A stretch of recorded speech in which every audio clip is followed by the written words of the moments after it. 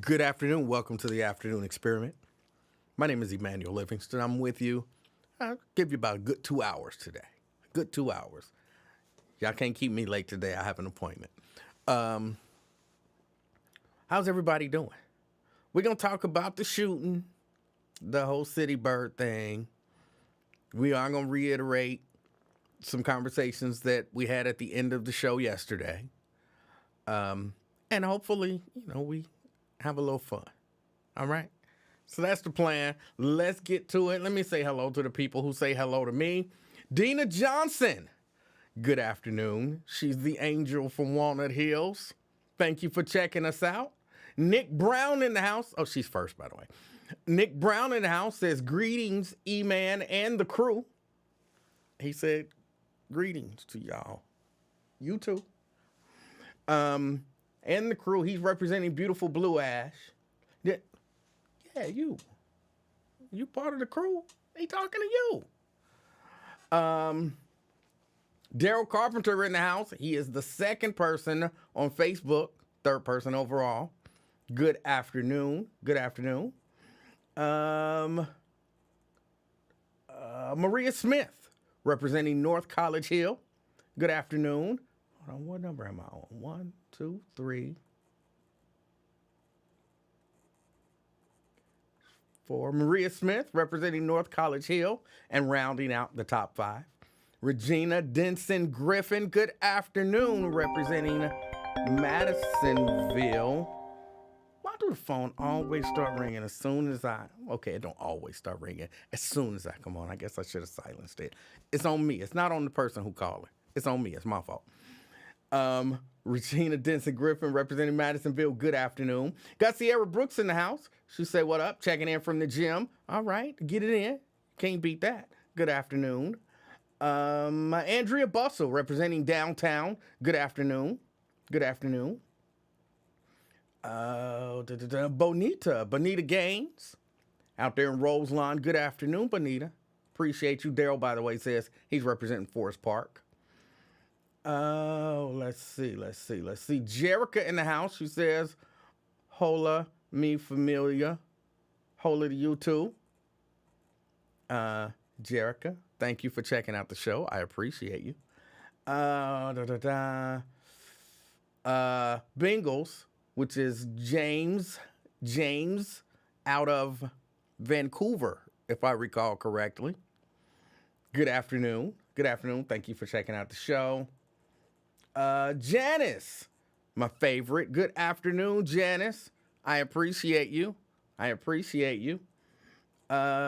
Chelsea, she says, I'm here. What up, King and experimenters? And she is bringing me a whole secret recipe. I don't know when you coming back, but I am so ready to learn. I done already cleared out a little space in the kitchen, under the cabinet to store all of my, let's just call it goods. Yeah, that's what we'll call it. Chelsea, thank you for checking out the show. Mary Birch Lavender, representing White Oak. Howdy. Hope everything is going good for you. Thank you for checking us out. Nat Turner, representing Walnut Hills. Good afternoon, Nat. You're not in Madisonville anymore? Maybe you're just in Walnut Hills right now, thus you are their representative. Okay, I get it. Veronica Burdine. Is it Burdine? Representing College Hill. Good afternoon. I appreciate you. Tria. Oh, we got class in the house now. Tria, she says good afternoon. She's representing Avondale. Good afternoon, Tria. Good afternoon. Yes, Chelsea's got the good. Oh, I can't finish that in that way. But yes, we'll call it the good stuff. Louis Talbert, representing, Louis didn't say where he's representing, but he's out. He says good afternoon. Good afternoon. Darnell Hunter, good afternoon to you as well. All right, well, that's it. That's it for the hellos. Let's get to it. Okay, apparently, allegedly, there was a shooting down on Fountain Square. I got so many issues with so much stuff. But, man, people shouldn't be out here shooting people. Let's just start with that. People shouldn't be out here shooting people because they got problems with people. I still don't understand. I mean, I guess I understand. I know that it happened. There is, we no longer, some people, because it's not we, it's not all of us. Some people no longer either possess or use their ability to communicate. And if you say and or do something that they don't like, they're ready to kill you. They're ready to, be physically violent towards you. I'm not a proponent of that. You know what I'm saying? I like the art of conversation and or debate, dispute even. You did something I didn't like. I say, hey, what you doing? My bad. Or what you doing? We have a conversation about it. And eventually, I'm like, okay, my bad. I was wrong. You was right. My bad. I was out of line. Man, the art of just saying I was wrong is gone. Nobody's wrong. And if they are wrong, they don't care. They got a right to just be wrong, and you should just deal with it. I don't really know what's going on. And I hear, people, I think Wyatt is still on. And I really don't want to say anything about Wyatt while Wyatt is on. And so he couldn't possibly be listening. Thus, it's not fair not giving him an opportunity to respond. But I kind of have to. When I hear people, and Wyatt said it earlier, like, the answer to this is simple. We know the answer to this, and the answer is simple. It's clearly not.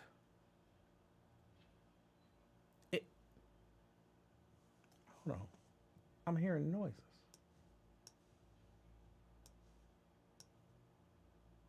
Okay, I didn't know what that was. It sounded like a door opening or something. I'm still hearing it. Hold on.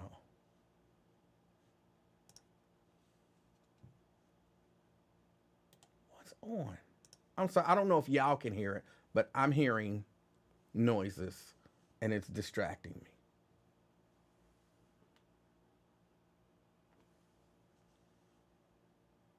Okay, I don't hear it anymore. All right. But yeah, if the answer was as simple as the people who say that it's simple think it is, we wouldn't have the problems anymore. These are complex. Turn off the phones. I'm not going to turn off the phones. People, you are welcome to call. These are complex situations and problems that we do not have the answer to.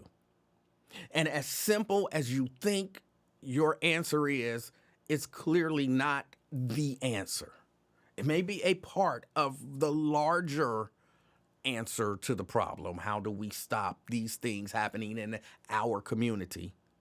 And I say that with the acknowledgement that it happens in other communities, which I still don't understand why that's so hard to say that it happens in other communities and say, because it's happening in our community, we want to deal with those issues without ignoring the fact that it happens in other communities.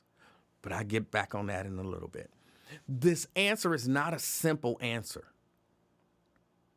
If it was as simple as, hey, parents, do a better job of raising your kids, it would be solved. How many times have people said that?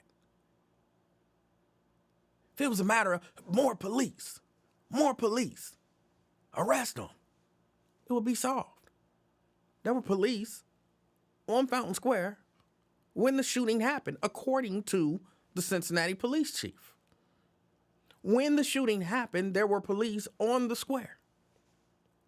So more police, having police there ain't gonna stop it, which is the same as having the military there ain't gonna stop it.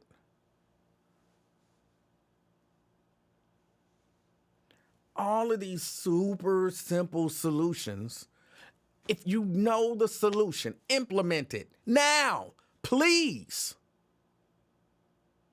Right now. Implement the solution right now, please.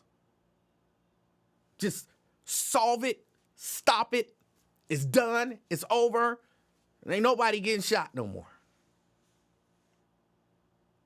We don't have the answer. However simple you want to say it is, we need the men to step up in the community. It's men all over the community doing amazing things in the community, and we still have a problem.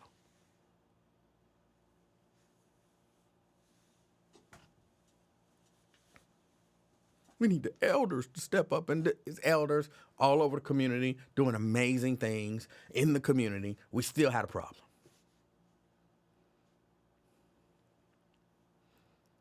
We don't have the answer. Please stop saying we have the answer, and the answer is so simple. I mean, sure, if you want to oversimplify it, again, I use this example all the time. I have the answer. I have the answer. Everybody, do what's right. People, stop shooting people. Literally, everybody. Nobody assault another person. Starting right now.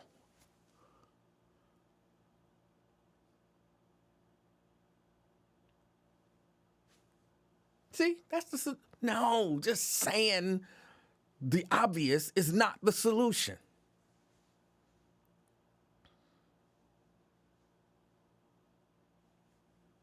I wish people would stop doing that. I wish people would stop doing that. I don't know why. It vexes me. It vexes me. Right, Lonzo? No, here's the solution. We need to unite and come together. Now. There we go. Solved. Problem solved. No. I got one. We need to stop hating each other. And we can start it right now. See how none of that stuff works? See how none of that stuff actually works? That's not it's saying the simple stuff. We need to raise our kids is not the answer. Nobody have another kid out of wedlock starting right now. It's not the answer. So what is the answer, Emanuel? I don't know. I don't think there is an answer. I think this is just the human condition. And as time progresses and we progress in some areas, we get worse in other areas. It's not a black thing. It's not a white thing. And there are some things I think that probably could happen to help certain situations. Poverty, look, for real. And people who say, well, poor people, you could be poor, but poor people, I was poor and I didn't do this, and I was poor and I didn't do that. Okay, that was you. Poverty does force some people to do some things that they wouldn't do otherwise. If you don't believe that, that's fine. You don't have to believe it, but it's the truth. Poverty and everybody doesn't react to the same thing in the same way. The idea of they could dump a dump truck of cocaine on my front lawn and I wouldn't sell it. Okay, great. That's good for you. But let's do this. Let's make you really, really, really poor. You don't know what you're going to eat tomorrow, today. And you ain't ate in 2 or 3 days. And then I dump a whole put a whole dump truck full of cocaine and give you a mechanism to sell it. And do it in an area where you have people wanting to buy it. Now, you got to eat. You ain't eating 2-3 days. You got the stuff that there's a market for. People want to buy it. You know how to sell it. And the people who want to buy it is right there. You still ain't going to sell it. It's easy to say they could dump it on my front lawn and I wouldn't sell it if you live in a nice house or even a not so nice house. You got food, running water, lights, got a job. And I know, you act like people do this selling drugs to support their family. They not. That's not why they selling drugs. They selling it. I believe that happens too. I don't believe that's everybody. There are some people who do it as a way out of a situation. And, it's not probably going to get them out of a situation, but they think it will. Because we've promoted this stuff. And when I say we, I don't mean me. I mean, there are a lot of people who have promoted the idea that ain't nothing wrong with it. It's good. It's cool. Nobody actually says cool. I don't know what the term they use nowadays. But this is just the life that, that people live. And there's nothing wrong with it. Matter of fact, if we want somebody to go and talk to young people in schools, we need to send these people to talk to them because that's who they'll listen to. What, you gonna send some successful or, not as financially successful but morally stable person to talk to? Nobody want to listen to that. Send the people who done sold dope. Send the people who done been in gangs. That's who our young people need to listen to. That's who we should send. When you say stuff like that, at least from my perspective, you are promoting that lifestyle. Well, no, because they going to go in and tell them how bad it is. Yeah, they ain't going to hype it up even a little bit. They ain't going to hype it up even a little bit. And when we do that, I think we're sending a message that the people who you should listen to. Not people who've made good decisions or tried to make good decisions their entire lives. You should listen to people who made horrible decisions. Those are the respectful people in our community. The people who made horrible decisions and then kind of turned it around. Those are the people who this is what you're telling kids. These are the people you should respect.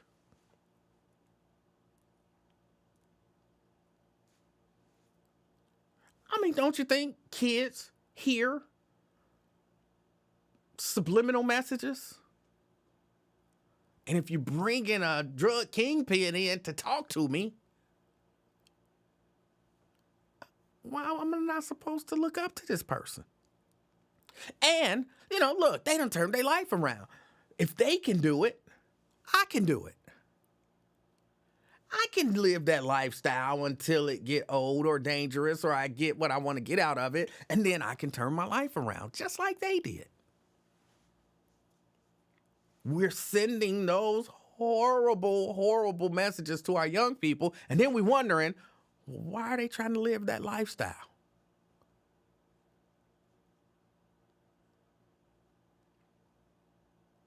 We, and again, by we, I'm saying we, I don't mean me. I don't necessarily mean you. I mean, there are people in our community, well-meaning people in our community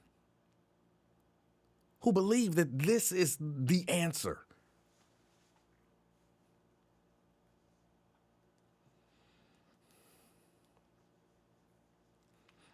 Nate says, are we talking badly about the guy who non-violently kidnapped someone? Yeah, even stuff like that. when you hear people talk about how violent they've been and people characterize that as, oh, you was Robin Hood. What message are you sending? No, if I'm out here robbing banks and selling drugs and beating people and kidnapping people, I'm probably not a good character. No, he's a good character. He turned his life around. There you go. That kids, if you didn't learn anything, it's okay to rob banks and kill people and kidnap and sell drugs and be violent, as long as at some point you turn your life around. I genuinely believe that that's the message that a lot of kids, especially kids that are already inclined for whatever reason to do bad, I think that's the message that they get from that. Sure, some of them like, ooh, yeah, all that stuff sounded cool, but then he said he went to jail for 25 years. I don't want to go to jail for 25 years, so I'm going to stop. I believe that does exist. Some kids hear that and like, I'm not going to do that. But other kids hear that and think, yeah, he went to jail for 25 years. I could stop before I go to jail. Then I ain't got to go to jail for 25 years. So let me get started.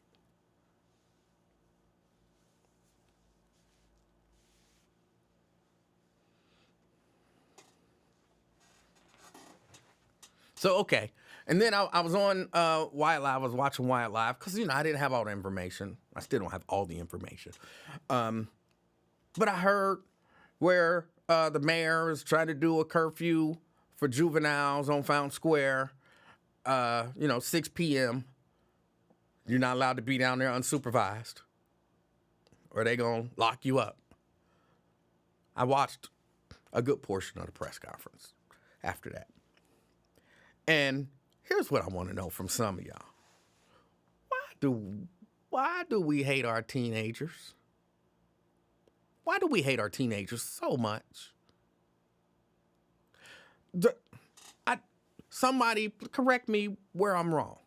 According to the police chief, a 24-year-old pulled out a gun and shot multiple people.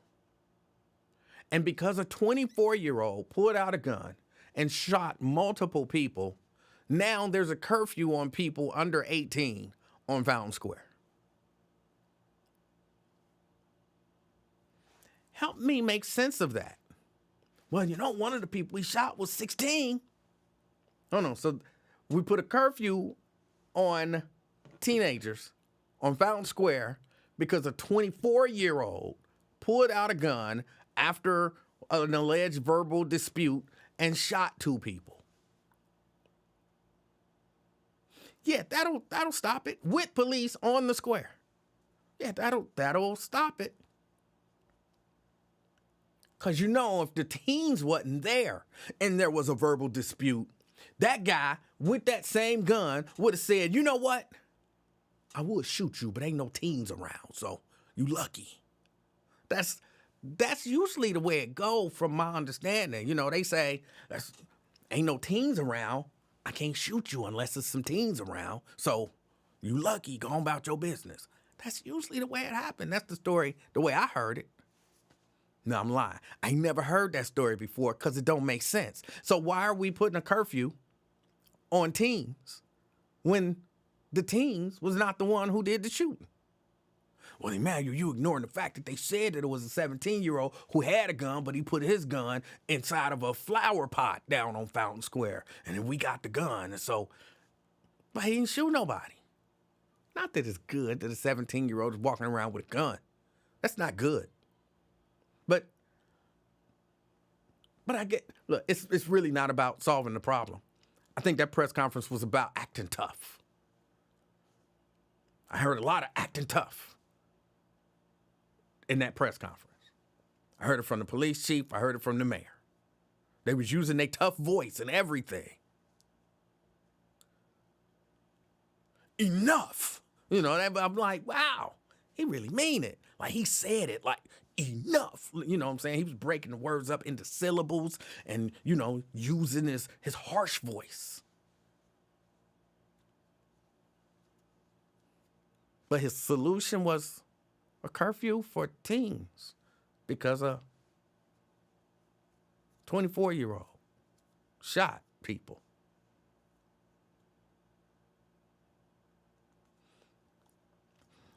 Sierra says the chief said, because again, I didn't watch the entire thing. Sierra says the chief said the police should have followed the teens in the restaurant to see if they were buying anything. Do we really? I mean, for real. Okay, I know we don't like crime. We don't like crime. And by we, I mean reasonable-minded people. We don't like crime.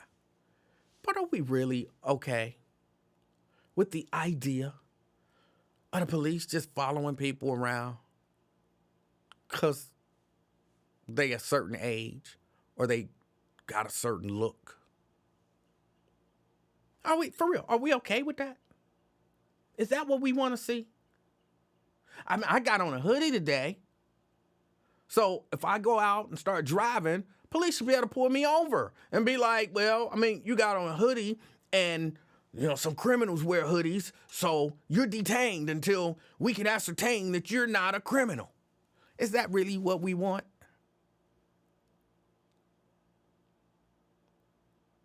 Y'all know, I like Micro Center as a store. If you don't know, basically it's an electronics store. I like Micro Center as a store, but you know, I stopped going there for, I want to say it was probably about 5 years. You know why? Because I was in the store to purchase something and somebody followed me around the store. Probably because I had on a hoodie that day and I didn't appreciate it. So now the idea that the police should be following people in the store to see if they're going to buy something. You know what? I go into stores from time to time, and I look around. I do. Micro Center being one of them. Every time I go to Micro Center, I don't buy something. Sometimes I go to Micro Center to look. I got an idea. Like, you know, I need a new monitor. Not right now. I want a new monitor, but I don't need a new monitor.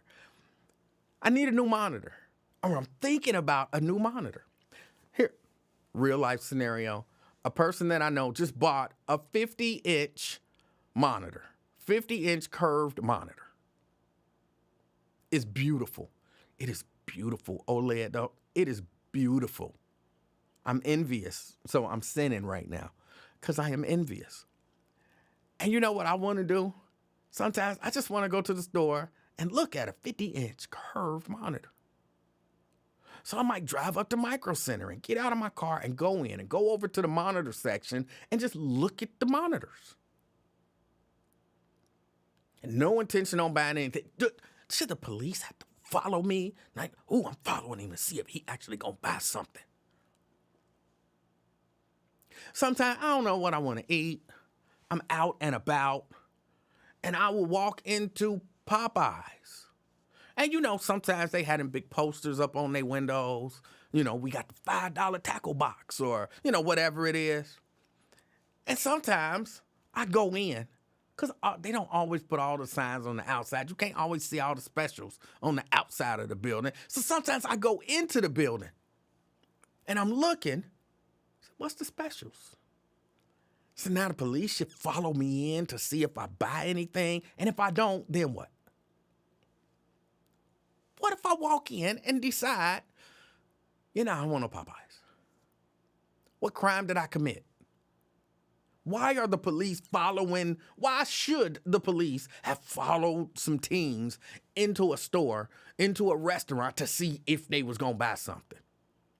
That don't sound like good policing. Hold on, because I know this is going to drive somebody crazy. This is going to drive somebody crazy.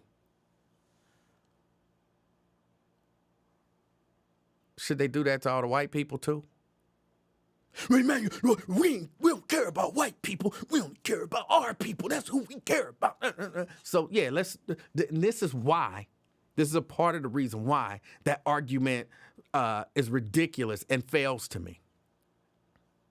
Because when we paint us as the people committing all the crime, then guess what? There are special rules that they apply to us. They take away our liberties and our rights because we have accepted that we are the ones that are doing all the crime. So now I go downtown and I want some city bird because they chicken do be kind of tender. You know what I'm saying? They got a couple of sauces here and there that's, delicious, and a little Parmesan cheese on the fries. You know what I'm saying? It's a time and it's a place. And sometimes I want some of that tender ass chicken. So I walk into City Bird, but because I'm black, the police got to follow me to see if I'm going to buy something. But my white counterpart, he can walk in, determine, you know what? I don't feel like no City Bird today, and leave, and nothing happened to him. He don't get followed, profiled, none of that kind of stuff. He can even have on a hoodie, and it's fine because he white. Why? Because we've decided that we only need to care about black people committing crimes, and we only need to spread the propaganda that it's only black people, or, okay, it's other people, but we don't care about them. In other words, they crime ain't important. We need to focus on our crime, so we need special laws created for us. That's why that's dangerous. For those of y'all who don't understand why people like me keep saying white people do it too. It's not just black people, it's everybody. It's people. Because if we promote the idea that somehow we more dangerous than anybody else, then we promote the idea that we need special treatment by the police to violate us and violate our rights. That's why it's important. There's some other reasons why it's important, but that's a part of why it's important.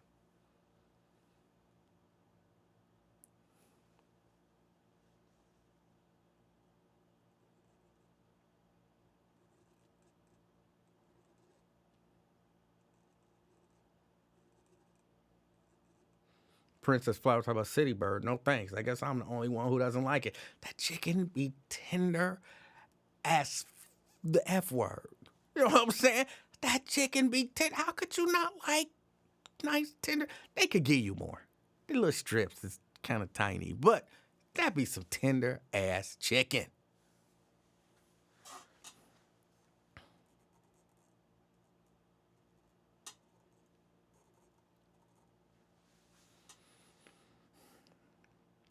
So yeah, a 24-year-old shoots a 19-year-old and a 17-year-old, and it's young people's fault. And people were promoting that idea on Wyatt's show in the chat. Not Wyatt, the people in the chat. I asked. So was it teenagers? Was it teenagers that did the shooting? And people was like, yep, it was teens. Sure was. It was the teens. They was typing. In my head, that's the way they sounded. When they was typing, that's what they was thinking. Surely is. Surely is the teens. That's the voice in my head. I just saw YESTEENS exclamation point. But in my head, sure was. Them teens. Yep, it was them teens did it. And then I just looked and I was like, oh, it was a 24-year-old who they say did the shooting. And then I said, hold on. I just read a report that it was a 24-year-old. That's me typing. I just read a report that it was a 24-year-old who did the shooting. Why would y'all say it was teens? Crickets. Nobody responded to that one. The people who said surely is didn't say, oh, I was wrong. I mistakenly blamed teens for something that they did not do. I should not have done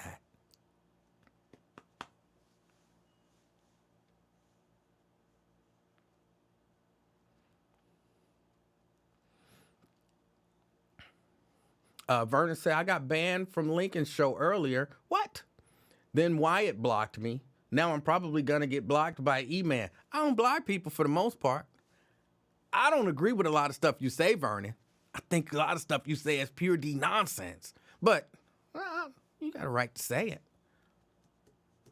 You got a right to be as ignorant as you are sometimes. So no, I don't think I'm going to block you unless you start doing something like super out of line, and then I don't have no choice. But No.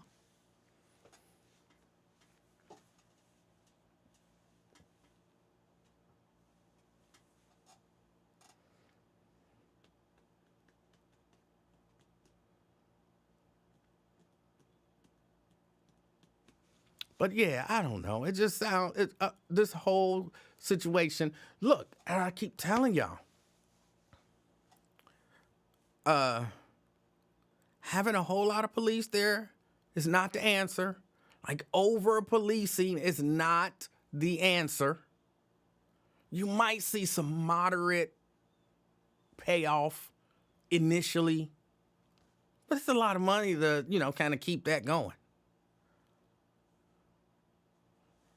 So, your return on investment is probably not going to be as great, as time goes on.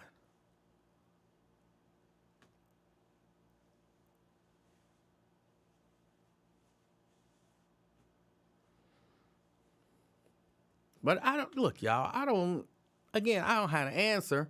I think it's bad that people shooting people. And I watched a little video clip that the police chief played at the press conference. I watched a little video clip, and dude was so casual with it. And that is in my mind I'm gonna say cultural, even though I hate using the term cultural because it conjures up, the idea of our cultural pride and all of that kind of stuff. But yes, in some portions of our community, there is a culture of violence. And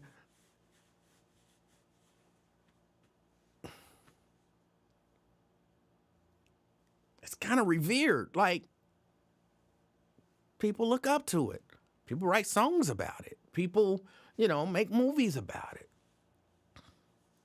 People see it and they think that's how it's supposed to be. And of course, again, they hear all of the X this and X that talking about it in, such a positive light. They like, hey, I can shoot a few people and then turn my life around. But he was just so casual with it. Like, again, I don't know what was being said. There wasn't no audio with the video. It was just video.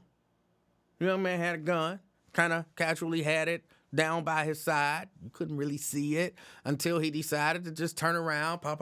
Looked like he shot about 3-4 shots, turned around, and kind of jogged off.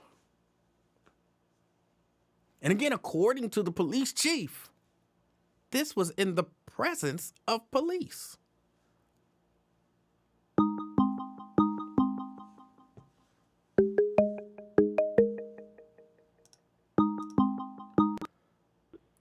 B-Rap. Good afternoon, E-Man. How you doing, sir? Good afternoon. I'm doing good. How are you? I'm doing fine. Yeah, I was just calling to chime in on the conversation. What's going on with you? None. Just chilling. And I got somewhere to be at 7, so I'm gonna be out of here probably about 5:30. Okay, that's what's up. E-Man, I was just calling to say that can we all come to the realization that when it comes to crime, is no answer. There is not an answer to crime, and I'm not specifically talking about black on black crime. I'm talking about in general. I would agree with that.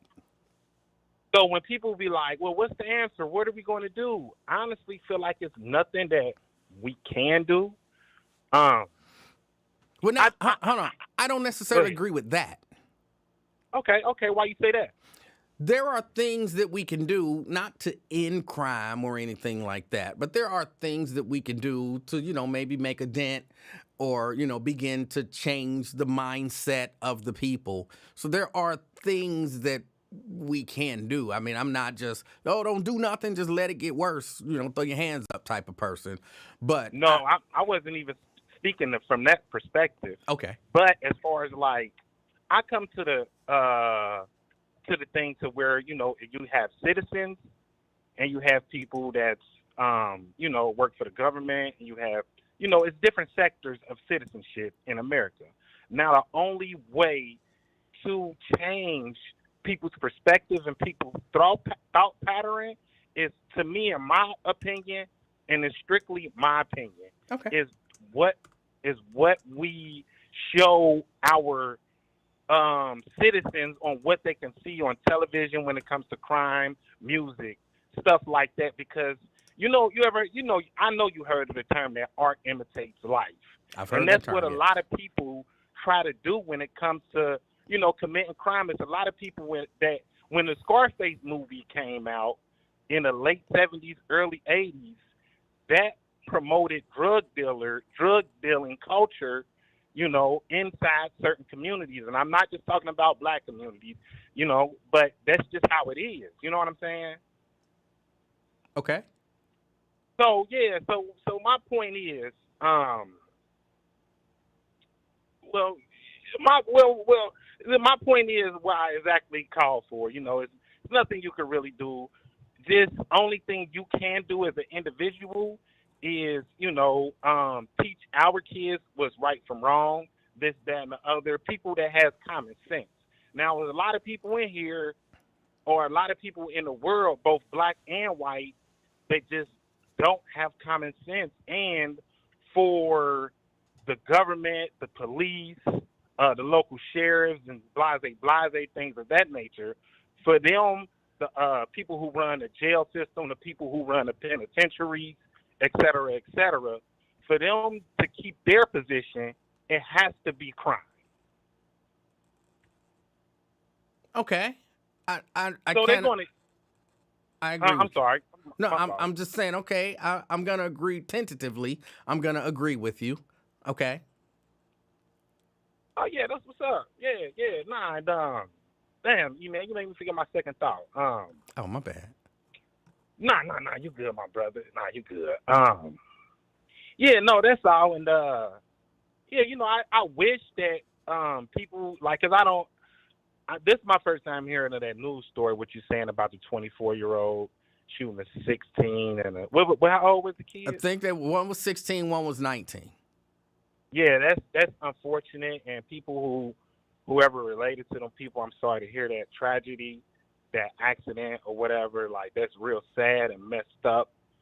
And I wish there was a better way that, especially us, that we can resolve things, because the drug games ain't the same no more like how it was when you and I was coming up.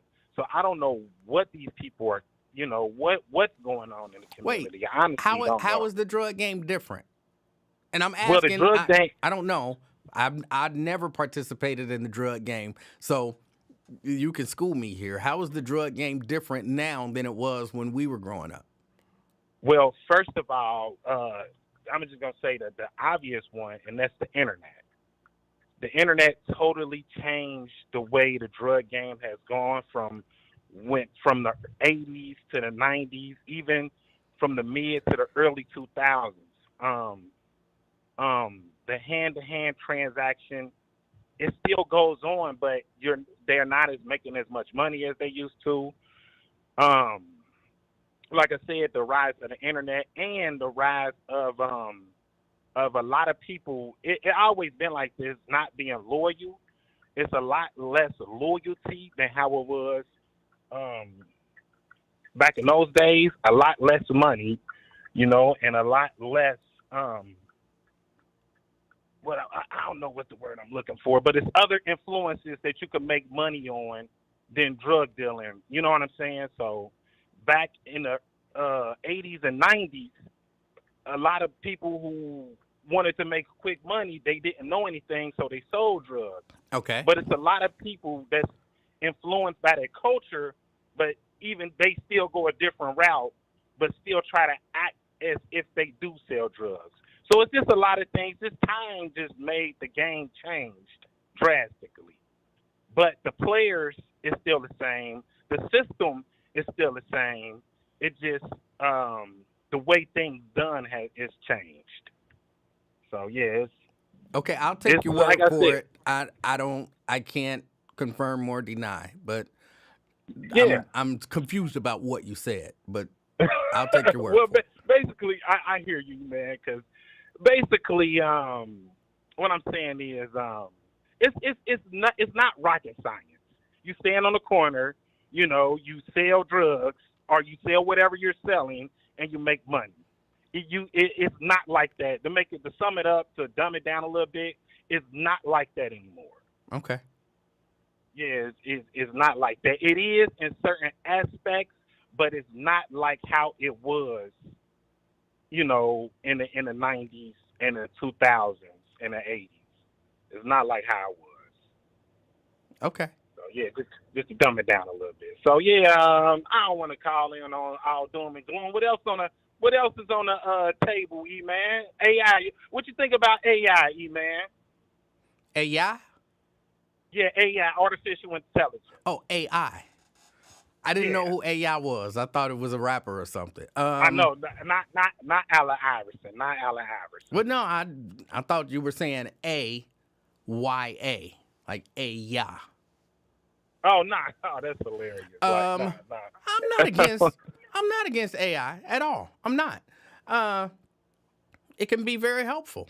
I need to get more familiar with it, and so that I can use it more and more effectively.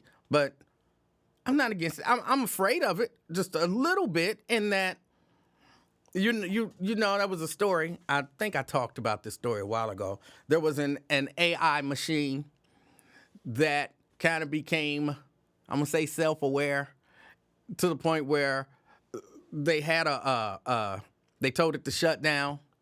They tried to shut it down, and it And they refused to shut blackmail. down.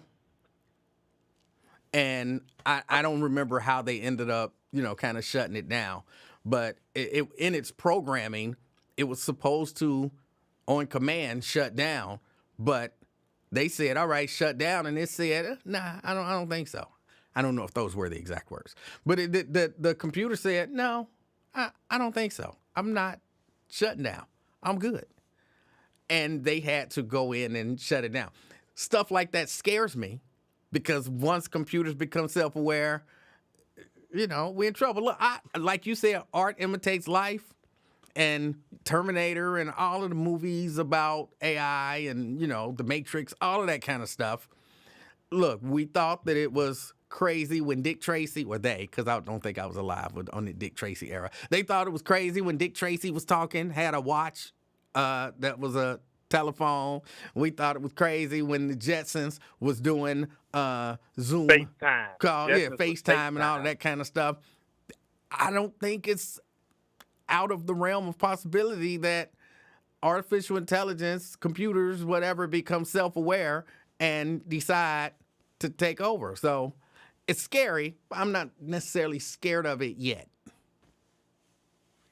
Yeah, no, I agree with you on that. And I think it's going to come to, I think a company may, this is my theory, this is a far fetched theory, All right. it's not, what I'm saying? It's not going to happen, people. You know what I'm saying? So don't be like, oh, he crazy. It's never going to happen. This is just a theory, y'all. This is not something I'm truly believing in when I say this.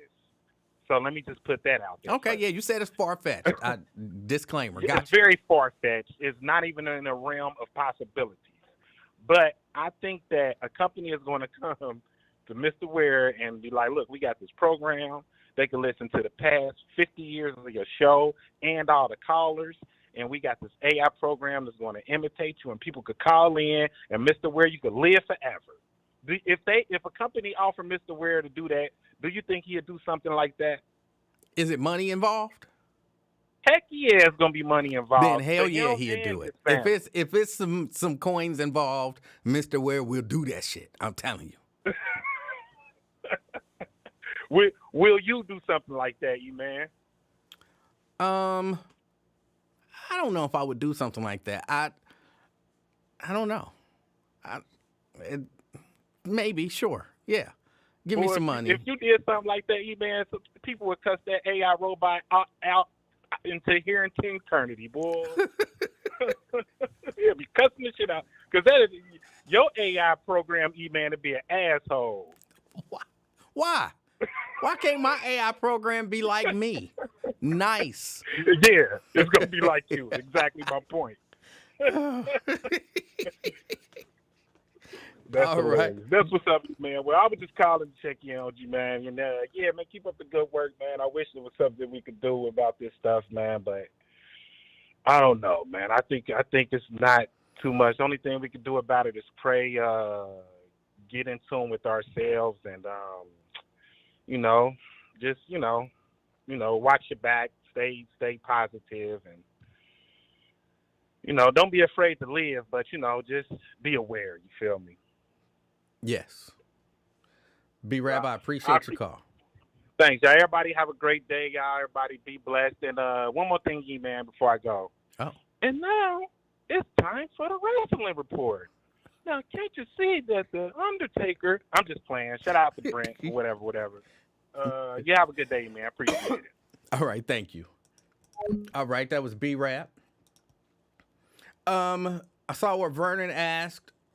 Yes, I did see the movie War Games. What was it? Would you like to play a game? And yes, I did see that movie. And yeah, I believe that stuff is very possible. Like I said, I'm not afraid of it right now because I don't think we're there right now. But I could see it coming. Hold on. Nate put up a really long post, and I read it while B-Rab was talking. Because I can read and listen at the same time. I can't talk and, read something different maybe at the same time. Well, I can't type and talk at the same time.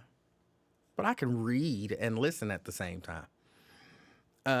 Nate says he may probably appreciate this. A federal judge refused to dismiss a lawsuit filed by a freelance journalist against the city of Cincinnati and a police sergeant for false arrest, stemming from his refusal to stop videotaping the aftermath of a deadly crash that happened after a driver fled a police stop in 2023.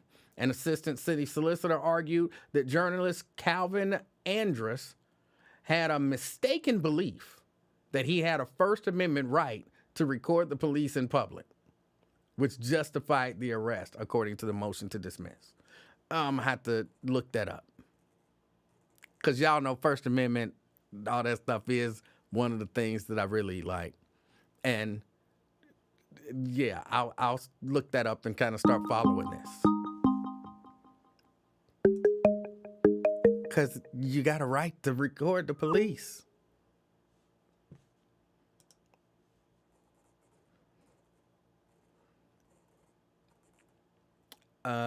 Let me see.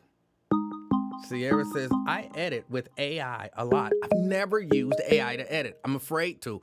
Afraid just in the sense that I kind of feel like it would be a waste of my time. Like I'm probably better than AI, which is probably not the case. And so I've never really taken time to kind of figure it out. I might have to do that one of these days. CK. Hey, Mr. Livingston, great show, man. I was listening to your last caller. He said if you could do AI and just copyright your characteristics. I guess. Yeah. So when you watching it, how do you feel watching it on the internet when you see like Michael Jackson and Princess Diana sitting down on, Breakfast Club? How does that make you feel when you see all this artificial intelligence on the internet, sir? I don't have a problem with it. Is it entertaining or you skip past it? Excuse me. Sure, sometimes it can be entertaining. I'm fascinated by what artificial intelligence can do. It's fascinating to me, but... And me also. I'm like blown away, when I see Michael Jackson and Tupac come back, I need something to wow. I'm sorry. Bless you, sir. Sorry, God bless you. Something in my throat. It happens. We're human. We all suffer from sneezes and coughs at times. All right, go ahead. And I want you to understand that was a great question you asked. I knew a non-drug dealer caught him slipping in that convo. He said, hold up. The king of talk said, hold on, back that up, brother. You said, what has changed? The king of talk, he said, what has changed in the drug game from then and now? He said, now let it be known, I haven't partaken, but I want to know what the hell you talking about. And he fumbled the ball, didn't he? I don't know if he look. He could have told me just about anything, and I would have listened to him because I'm not one who participated in buying or selling drugs ever. Because you called him out because you have sense. Because listen, sir, that's like asking, the murder game has changed back when I was kids to now. No, murder is murder. Drug dealing is drug dealing. Ain't nothing changed but the players. And then remember, he said the players still the same.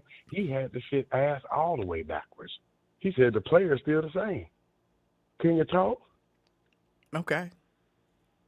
Yeah. He tried to say, like you said, remember, you said, why do we hate our teenagers? That's why I called to tell you the answer, because I was surprised you didn't know. Was that a facetious question, or you do know? And you just was acting like you didn't know about why America hates its teens. No, I genuinely don't know. I don't understand it. I don't understand the hatred that a lot of people have for teenagers. I understand it 100%, sir, because I am one of those Americans who hate teenagers. You got to remember that teenagers is the essence of who we are as beings. So when we were teased, you know what I mean? We were teased, and we seen the cool kids go to the prom. You know what I mean? And your mother was a good mother, married to your father, and my mama was a 4-for-4 hoe at Wendy's. These type of things, we get teased at alarming rates. So when we grow up, the resentment and hatred for teenagers never leaves, sir. And when you start getting old, now you start hating them even more because you're seeing the wrinkles and you're seeing the smooth ability. This is why you have the mothers hating the daughters and trying to sleep with the daughters' boyfriends. So the hatred runs deep. It starts from when you was a teenager.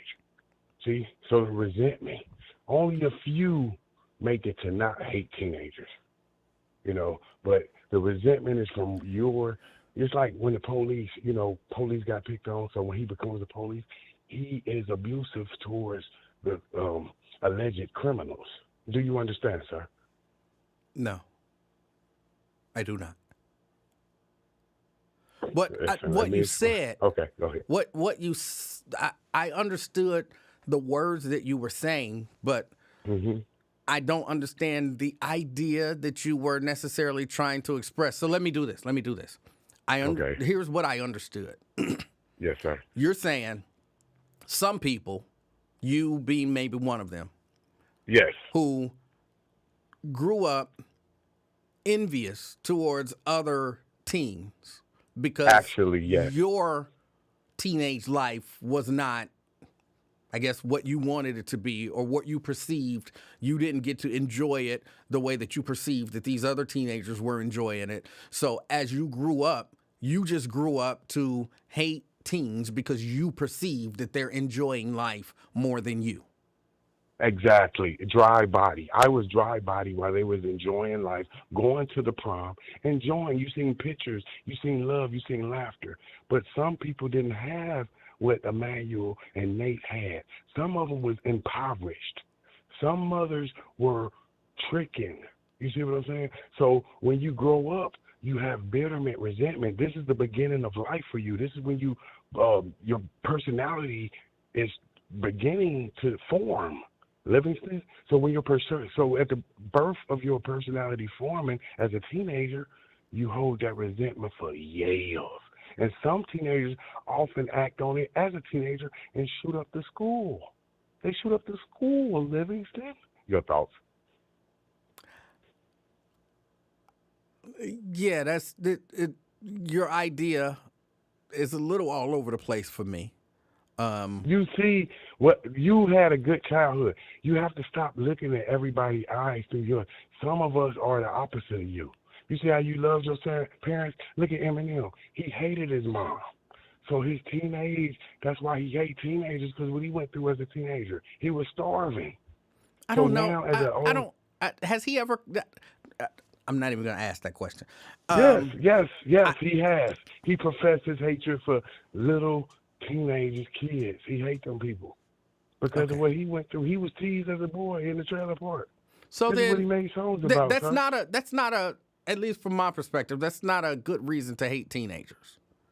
It's not a good reason. I'm saying nothing is good. It is what it is. It's not a good reason to make black people slaves, but we were slaves. Stop looking for reasons and justification for stuff. Stuff just happens, No, sir. no, no, no, no. There are typically reasons for things. Typically, for everything, there's a reason. You to stop And I looking for gave you the reasons reason is for what I went through as a really trauma just to teenager, sir. stop thinking. I refuse to stop thinking. So that's not a good reason. I could understand if you said, I hate the people who were teenagers when I was growing up. I hate those people, but that's no reason to hate a teenager who's never done anything.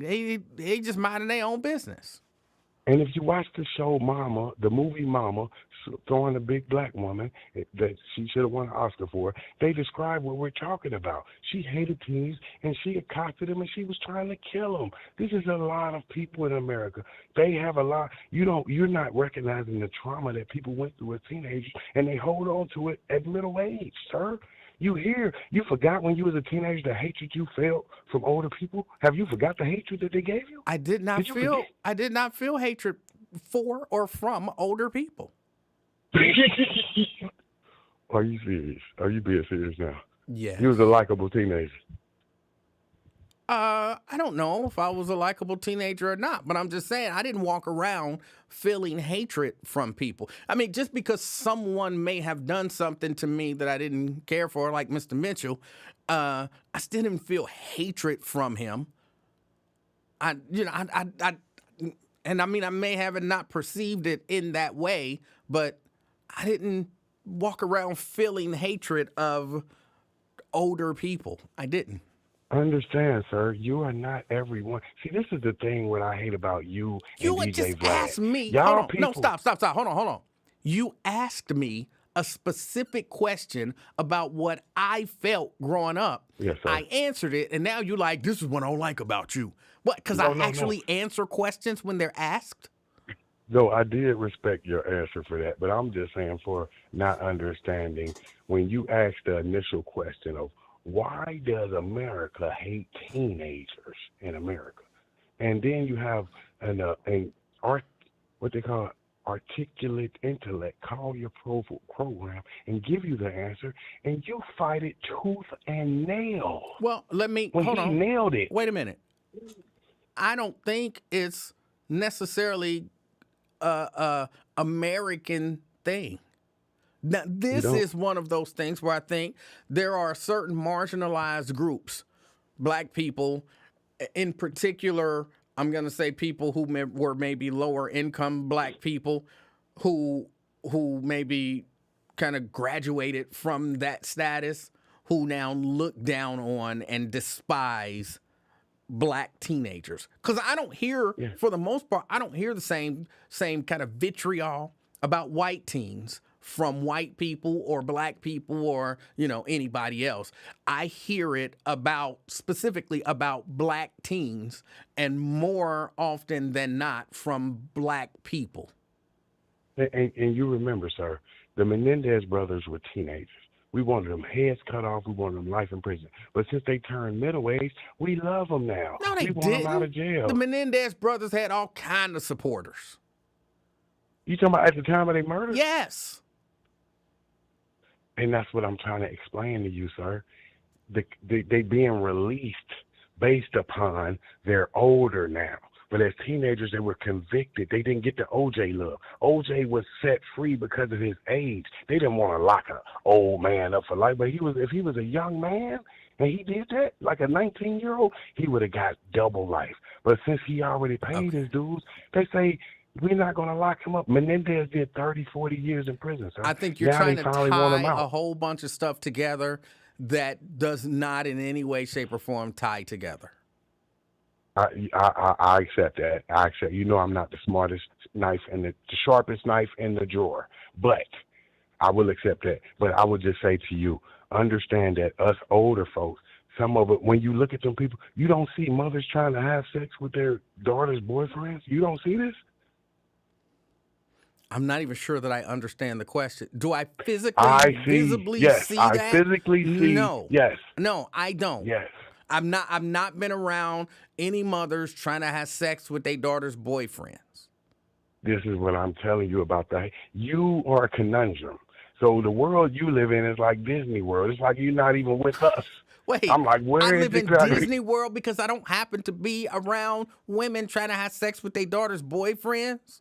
I This is would argue prevalent, that sir. probably the majority of the people watching and the overwhelming majority of the population has never seen with their own eyes a mother try to have sex with her daughter's boyfriend. That doesn't mean I'm living in Disneyland.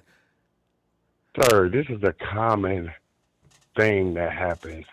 People, this is what women does. They sleep with their daughter, and you know it goes on. No, You that's see not. Diddy was sleeping with his son's girlfriend. That Did is you see not that? what women do. That's what probably an extreme minority of women either do or have done. Diddy slept That's with his not son's that is girlfriend, not sir. he is not the norm. He's different than the rest of the Americans. Yes. I agree with that. I agree with All that. right. But I just wanted you to understand, please, you have to start understanding. I do understand your father and your mother raised y'all good, but it was people out here on drugs and they was prostituting and stuff. So some of us teenagers were tormented. So you got to understand, we naturally hold on to hatred from our youth. Just listen to that part. And, All right. And God bless your family, man. Thank you for taking my call. I'm about to get some Raising Cane's. Thank you, sir. All right. Yes, sir. All right. That was CK. Yeah. Some of his stuff was a little wacky.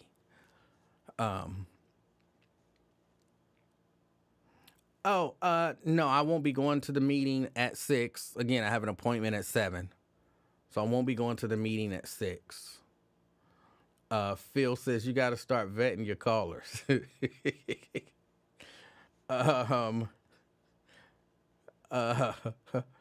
And Wonder Woman say, you a damn lie.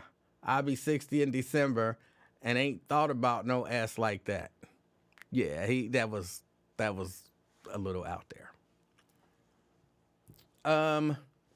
But okay, so yeah, there was a shooting on Fountain Square.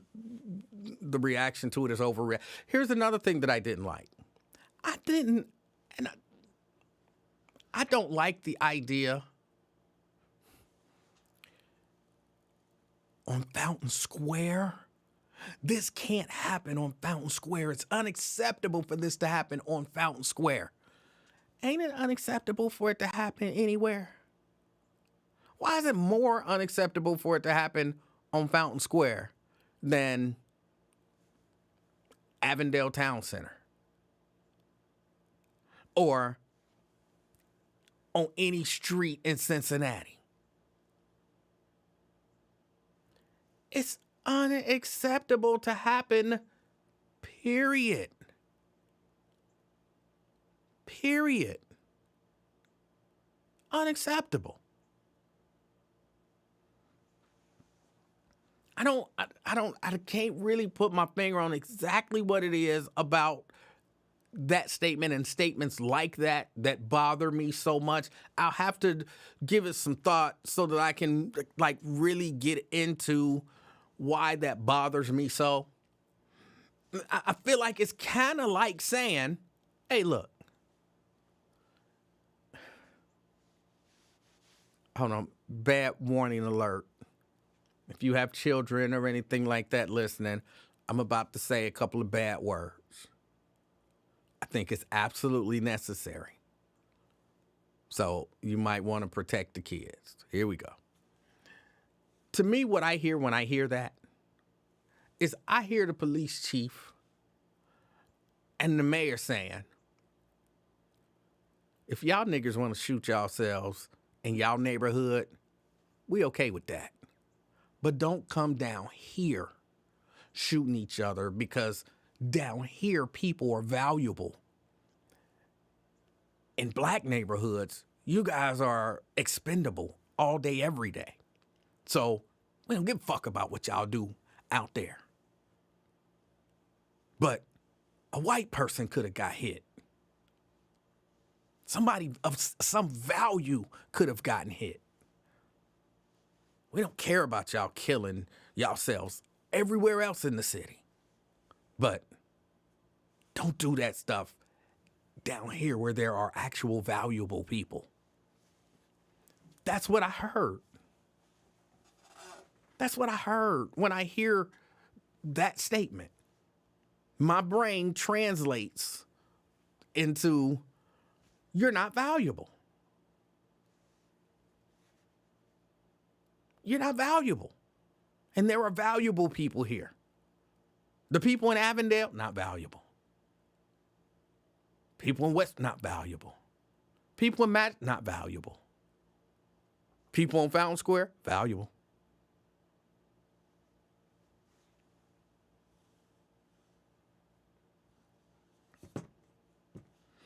Vernon says, this is going to be a shock, people.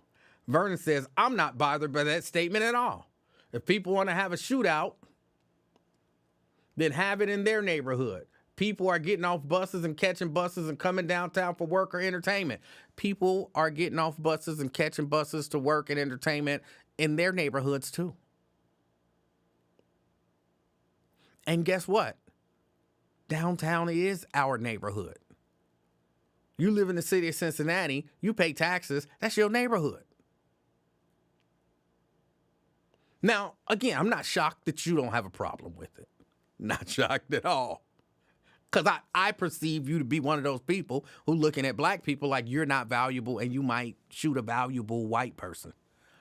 So I perceive that, that's kind of your mentality on the whole thing anyway. So I'm not shocked that you are not bothered by that statement. And I'm not sure how you're defining a shootout.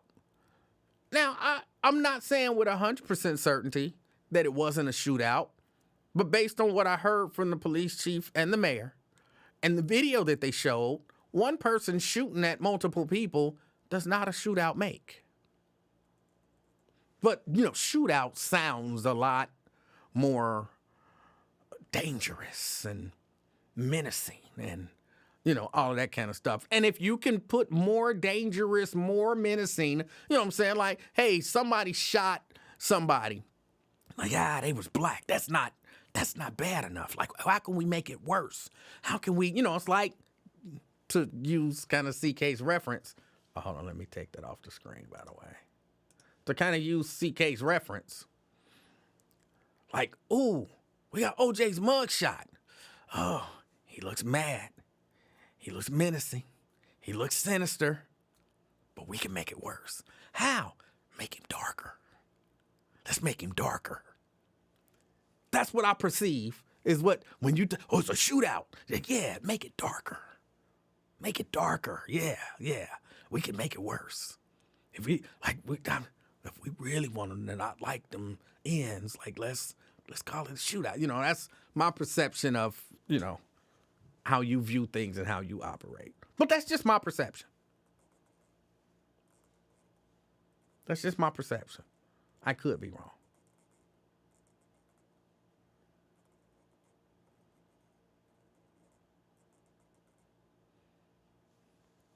Vernon says police show up anywhere there's a shooting. They solve crimes no matter where they happen. Well, they don't always solve crimes no matter where they happen. They don't necessarily always care about solving crimes. But let's set that aside. But the police were there, actually, when it happened. So there's that. There's that. Vernon says, I'm not shocked that you are a snowflake and get your feelings hurt by statements like that. It don't hurt my feelings. I'm just one of those people who I hear what they're actually trying to say. And if that makes me a snowflake, I'm not even 100% sure what that means. So I don't think that it carries the weight that, the people that you be around that really get offended by being called that. It doesn't carry that amount of weight with me. So, okay. Purple Pro say, wouldn't a shootout require return fire? I thought so, but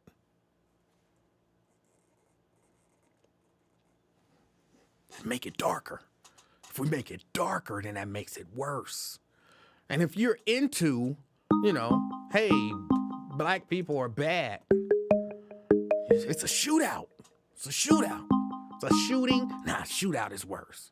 Let's call it a shootout. Make them look really bad. Caller. What's up, E-Man? How you doing, sir? I'm okay. They're twin. Hold on. Are you talking to me on a CB radio? Cell phone. I mean, on a house phone. Well, I'm wrong. Yeah, it sound like you on a CB. Oh, no, there's wireless phone and everything. Say breaker 19 for me real quick. That's what it sounds like, bro. You sound like you're on a CB. But go ahead. Well, I'll fight through it. Go ahead. I don't call you on my horn, all right? Okay. All right. Call me on a CB radio. I don't know what's going on with people. Oh, boy.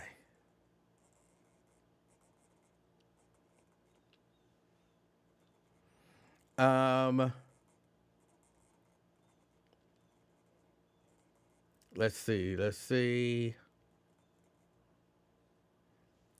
Naz says, why does a black man call another black man a snowflake, though? I don't know. It wasn't something that, again, it didn't land right. Because that's not... It's like that C word. You call a white woman the C word, like she get really upset. I was at least 35 before I even knew what the C word was. And so when I hear the C word, I'm like, okay, and, like it don't bother me at all. So maybe if you run in those circles, it might have like really held weight with me, but it doesn't. Twin. What's the C word? Like what do they do? Now you're a football guy, right? A cheerleader? No, you watch football. Kruger. All right. So first down, the team gets 1 yard. Second down, the team gets 2 yards. Third down, the quarterback gets sacked for a loss of 13 yards. What does the team do at that point? Punt. Now replace that P with a C. That's the C word. But what's on your mind? Punt. You just had to say it. You didn't have to say it. You didn't have to say it. But what? I tell white folks say that, dog. You fucking cunt. What's up, Thugger? Little E-Man, Easy E in the studio. It's cold down there in the Beehive? No, it's not actually. Oh, you got on that hoodie like you're a youngin'. I just wore a hoodie. Freezing or something. Nah, I just put a hoodie on. There. I just put a hoodie on. I don't know why. You be all right, man. You ain't got no job, Tommy. You need to come do daycare. Watch my son for me, man, while I run errands around, since you ain't got no job, Tommy. Okay, I'm not 100% sure what that means. I'm not doing no daycare. You talking about your badass kids? Yeah. man, you broke the fan, dog. This is my second fan. He broke the fan, man. I can't take it, man. Then the man, I bought a box of cereal and told him I'm coming back to go get the milk, man. And the man pulled a whole box of Captain Crunch on the floor. I was like, oh, my God, what I'm going to do? Hold on. What kind of Captain Crunch was it? Hold on. Before I even... You know the good with the little strawberry, the berries and all that. Just so you know. Hold on. It's not Captain Crunch. It's Captain Come on, Crunch. man. Don't... It's Captain. What is it? CAP''N. Captain Crunch. It's not captain. This I guy, just, man. I just like you to know this stuff, man. This guy extra, man. He gotta love you, man. You extra. All right, man. Hey, Captain, whatever you want to say, man. Man, you crack me up, man. I can't argue with you. Just gotta laugh, man. You gotta uplift somebody. I can't say that. What's But on your mind? What's on your mind? you talking real knowledge, man. You was really speaking, man, and everything. It just basically that's what you saying. You niggas ain't allowed downtown in our area, which you had spoke the truth about.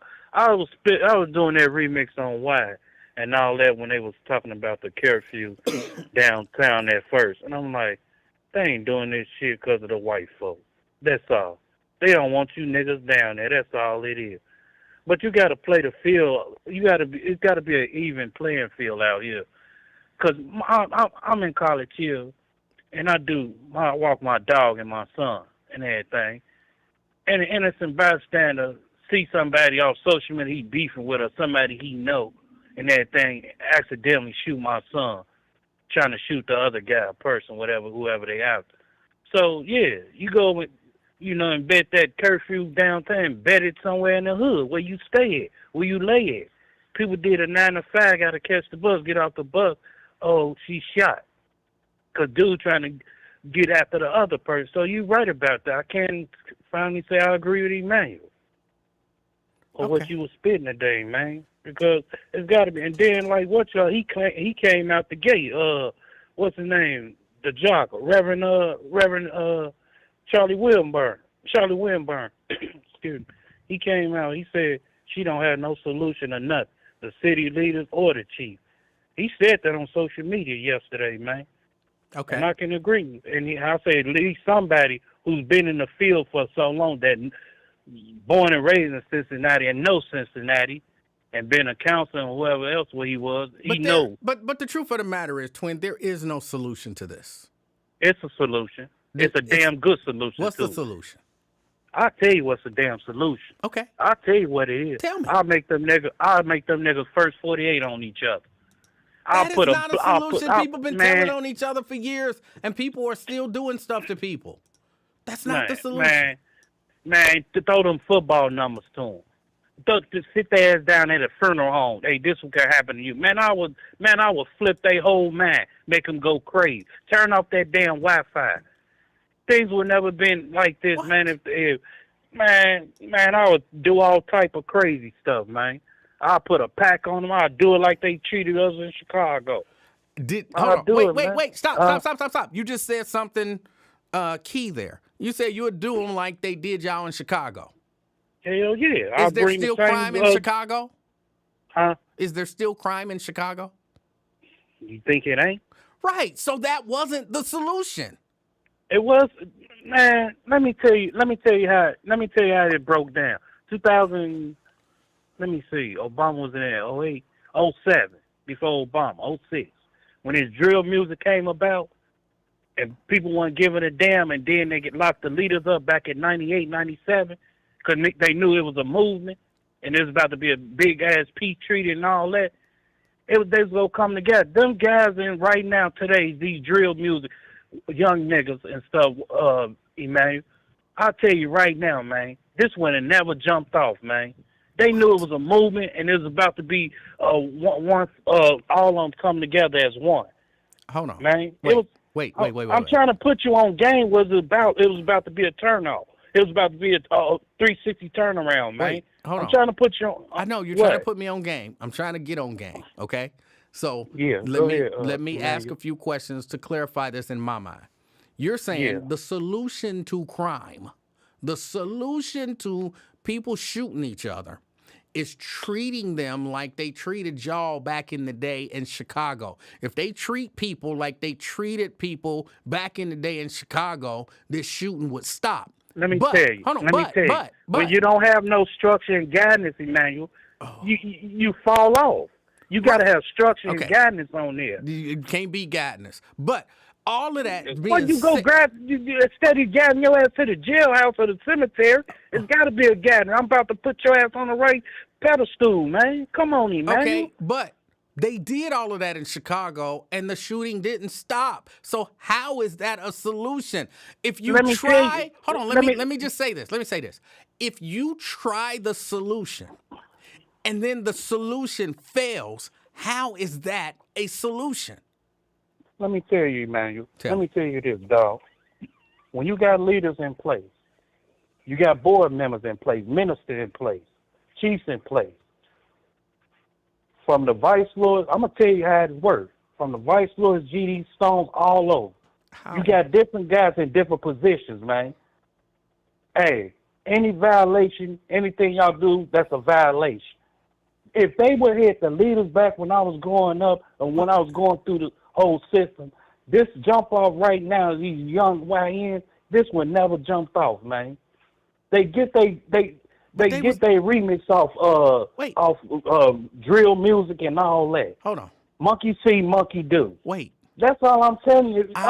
Go ahead. Look, I know what you're telling me, but what you're telling me doesn't make sense.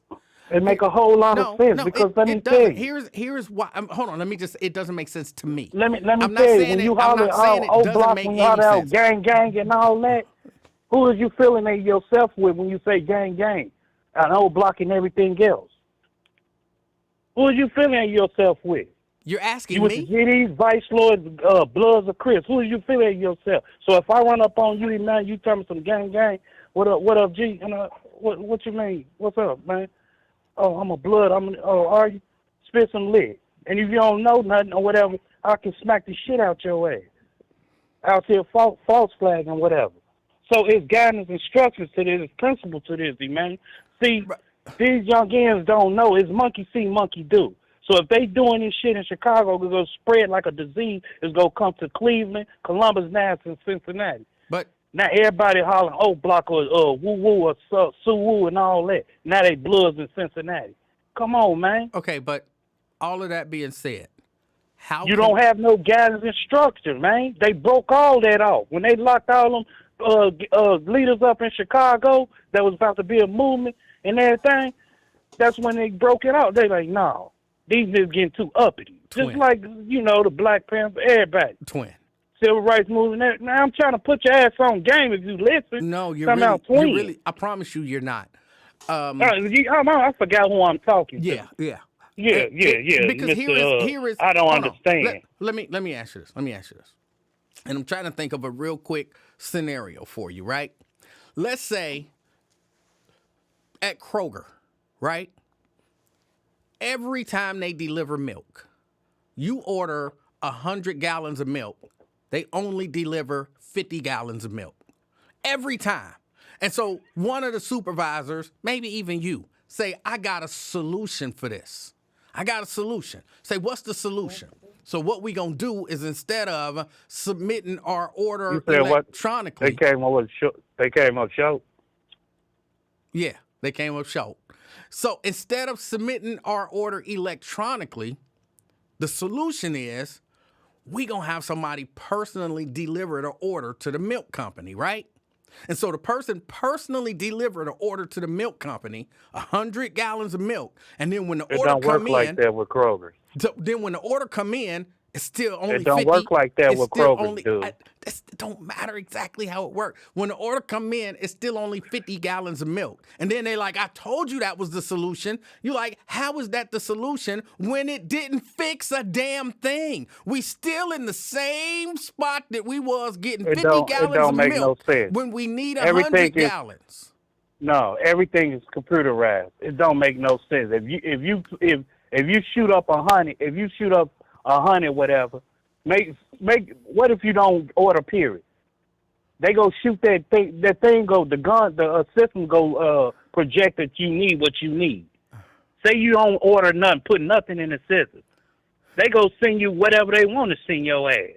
100, 200, 300. Bro, it happened before. I know how the system it was at Kroger not works. meant to be a study in the way that Kroger orders milk. It was a hypothetical. It was an analogy to show There you. ain't no analogy. that Whatever you just saying, I don't because back someone because says I they know have the a system. solution, but the solution doesn't work. Is it really a solution? Man, a solution. It is a solution. It does work. I'm telling you how it would have Okay. worked. No, So go on with you that, can't man. tell me how it would have worked. How did it work? Is there still crime in Chicago? It didn't work because they Yes. locked all the damn leaders up, Hold on. goofy. Is there still crime in Chicago?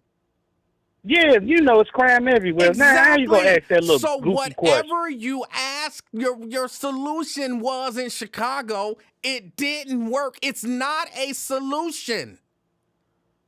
It didn't solve anything. The problem is still there and getting worse. I understand what you're saying. Okay. But I'm telling you how it was gonna be a movement, man. It would have been a small solution to the problem. If they would have, just like they holding what's called fat ass Prince holding Larry Hoover. Larry's 80 years old, man. 75. He ain't about to be on no gangbang and stuff. Where'd you hold him up? You know why? It's too political. He's too political for the system. He know too much. He go show these young fellas guidance and everything. This how I need to go, baby. This how I need to be ran. Don't, you know, ain't gonna go out there, hey, go shoot up the BD, go shoot up Vice Lord. No. He paid his debt to society, man. That's how it works. That's why it was a movement, man. I'm trying to tell you what was going to take place. But it's not a solution. It was going to be the solution, man. We can solve this right now. Okay, we can end a little bit of it. Hold on. If you got 50,000 members, Cincinnati. you running 28 states out of United States. What? 28 states is governed by the gangster disciples. Twin. 28 growth and development. Go on with that, man. Twin. Over 75,000 members, man. Twin. Come on. Twin. You're in Cincinnati. They would go spread it. Hey, man, Chief want us to do this. Twin. Chief want us to be this way. Twin. Come on, man. Just like if you was a Muslim or something. Hey, Farrakhan want us to do this. Farrakhan want us to have this way. Twin. Come on, man. Twin. You're in Cincinnati, man, you can't talk to me with this, man. Twin. You cannot do that. Twin. Because you don't know. Oh, my God. You're in Cincinnati, Ohio. It's 2025. It's the movement because let me get the question out. You don't even know what the question is. You go ask something crazy. Go ahead. You're in Cincinnati, 2025. What can you say there's a solution? There is according to you, a simple solution to stop shootings in Cincinnati. Man. What is the solution right now in Cincinnati? I will sit down at the table and really talk to these parents, man. And that's a big ass table that you want to talk to all the parents in Cincinnati. Just you're gonna get them all around a big ass table and just talk to them, and that's gonna solve everything. Just like you do commercials and all that, do it on there. Do a commercial, go live, virtual, whatever the case may be. How they come on there, the city managers do they little city meetings and all that to the public. You can talk like that, man. Spread the message. Hey, this will go happen if your little John, Ray, Tanika and them out there want to act a donkey. This will go happen to you. They already know what's going to happen if they get caught. No, they don't. Yes, they do. They don't. You put fire in their feet, they go know. They know.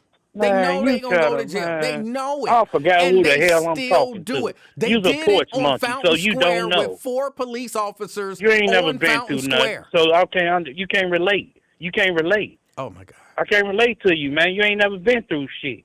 So how can I relate to something that ain't never been through nothing? I can't relate to you, man. I got to speak with somebody who really been through it and know the system. And that try to know, but you don't part of know. The problem. That's part of the problem. That ain't the problem. That is part of the problem. No, it ain't. If the only people who understand how to stop it is the people who caused it, and they can't comprehend like a simple analogy, we in trouble. Man, we ain't in trouble with nothing, man. It can be solved, man. They get paid off our pain and suffering, man. The system do, man. I don't even know what you're saying. They can put a stop to that damn revolving door to the prison pipeline. They can do that, man. But no. Twin, incarcerate a nigga, what, 30, 50,000? Twin, you don't take my word for a whole lot of stuff, but take my word for this. And I'm saying this out of love, okay? I'm saying this out of love. Like, I love you, my brother. I love you. But what you're saying sounds really, really stupid. Okay, young man. What's your solution, then? I told you I don't have a solution. Why come up with a why you stupid even talk about solution it that then? is not going to actually be a solution? So what would it? I'll say, what would your initiative on it be? I don't don't know. That's my point. I So don't you don't know, just like Right. Reverend But I'm not gonna Milburn give said, you some don't know. horribly ridiculous, nonsensical non-solution just to say I gave one. I bet if I go down there, if I really get down to it, if I really go down there, I bet y'all can talk some sense to them damn the police and them damn detectives. I know I can. Hey man, I got an agenda on this shit. Sit down with me. I'm from the streets. I've been through the struggle. I know how it is. Don't do it. That don't carry as much weight as you think it do. I don't give a fuck what you say. I'm gonna do it out because I want to. Who the hell is you? That does not carry Man, as much your weight name, as you think Livingston it do. name carry When you snitching. go and talk to certain black people and you like, man, I'm a G. I done did this. I done been in there. I'm a this. I'm a that. They look at you and they like, ooh, wisdom. When you go to certain other people like, I'm a gangster. I done did this. I've been in jail. They look at you like, okay, we about to have to lock this nigga up. Bro, take 3 steps back, turn around, put your hands, you know what I'm saying? I'm telling you, claiming that I'm a gangster don't carry as much weight as you think it does. I wouldn't even come down. I wouldn't even community of people myself like that look at gangsters and value them and think that they're somehow deities. Like that. That's your thinking. I wouldn't present myself. I'm glad you think You just said I go down there and tell them I'm a G. I'm a gangster. I've been in the system, blah, blah, blah. You said it. I didn't say it. You said it. I would talk. You saying like I'll come down there like Macho Man Randy Savage or something? No, man. Said you would go down there and say that. Say, I hey, didn't say that. Here's what I think about this. How y'all should work this. If you don't take my advice, well, on you. You can agree or disagree. I'll assess it. Twin, you're the one said you would go down there and tell them you a gangster, you've been in the system and all of that kind of stuff. I didn't make that up. You said that's what you would open with. So I'm just letting you know that don't carry as much weight with people who don't look up to gangsters as you think it does. Man, I can tell you how I can flip the strip on their ass. Like, man, I can really throw some knowledge at their ass. Don't flip the strip. Like, man, hey, this how it should be, man. Y'all want y'all city back or y'all want these people in line or whatever? Don't just put it all on us black folks clowning and stuff. But what about them white boys and everything? It just can't be just us now. I know we act cuckoo a little bit, but it just can't just put it all on us. This is this is sounding less and less like a solution the more you talk. Shut your ass up, man. I'm just telling you, you're not giving no solutions. Well, this my advice or whatever. What you're saying is nonsensical. I don't see your ass doing nothing. You probably been hollering the same. Why is he killing? Have you ever go down there and talk to him? Talk to who? The city manager or anybody. Why am I gonna go down there and talk to them? So I don't have a solution. Okay? I'm saying, so you're okay with the killing and shooting? Like, no, hey, I'm not okay with it. Okay, so why you don't go down there and talk to them or say anything about it? I don't have a solution to give them. Oh, but you got agenda and everything else, advice and all that when it comes to voting and all that, huh? What? You can bash people and all that for voting for the opposite and everything, but you don't have no other good advice to leeway to these youngins that's acting a donkey crashing out here. What in the hell are you talking about? I just said I don't have a solution to stop shootings. You said you do. You gave us a solution. I'm saying you can come up. You can bash me for voting for Trump and all that, and you did this, and it's your fault and all that. But you can't go down there and tell people. What does that have to do with a solution for people shooting each other? Man, you wouldn't be a good motivational speaker. I see that now. I can tell by your voice and how you carry yourself on this podcast. You wouldn't be no good motivational speaker. Okay. I'm just saying, keeping it real. You're right. I wouldn't be a good motivational speaker. You're right. Because I would look at you right now just by your voice and everything, and you talking, he's full of shit. Okay. That's how I look at it. Okay. Because you don't have no solution, no agenda about anything. Okay. No strategy or nothing. You're right. You're right. I know I'm right. Okay. And you can agree with me today. Like I won't agree with you, and I'm not gonna be the reason somebody smile today. Okay. Be the reason somebody frown. Bye. All right.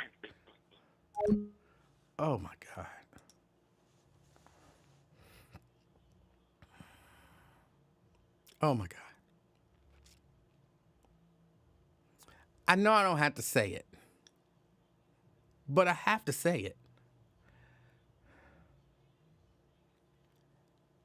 If you have a solution to something,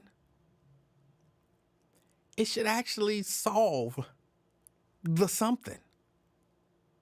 That's what solutions do. They solve things. I got a solution to crime. They should do what they did in Chicago. Is it still crime in Chicago? Yeah. Then it didn't solve it. It didn't solve it. Solutions solve things. That's what they do.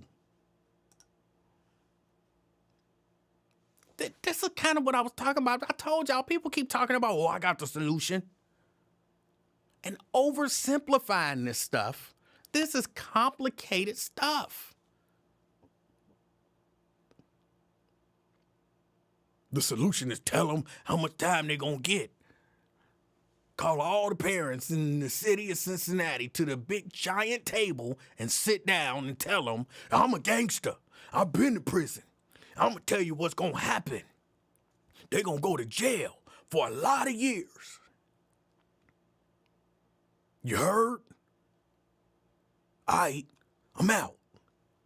And then all the parents in Cincinnati going to go home and take hold of the youth.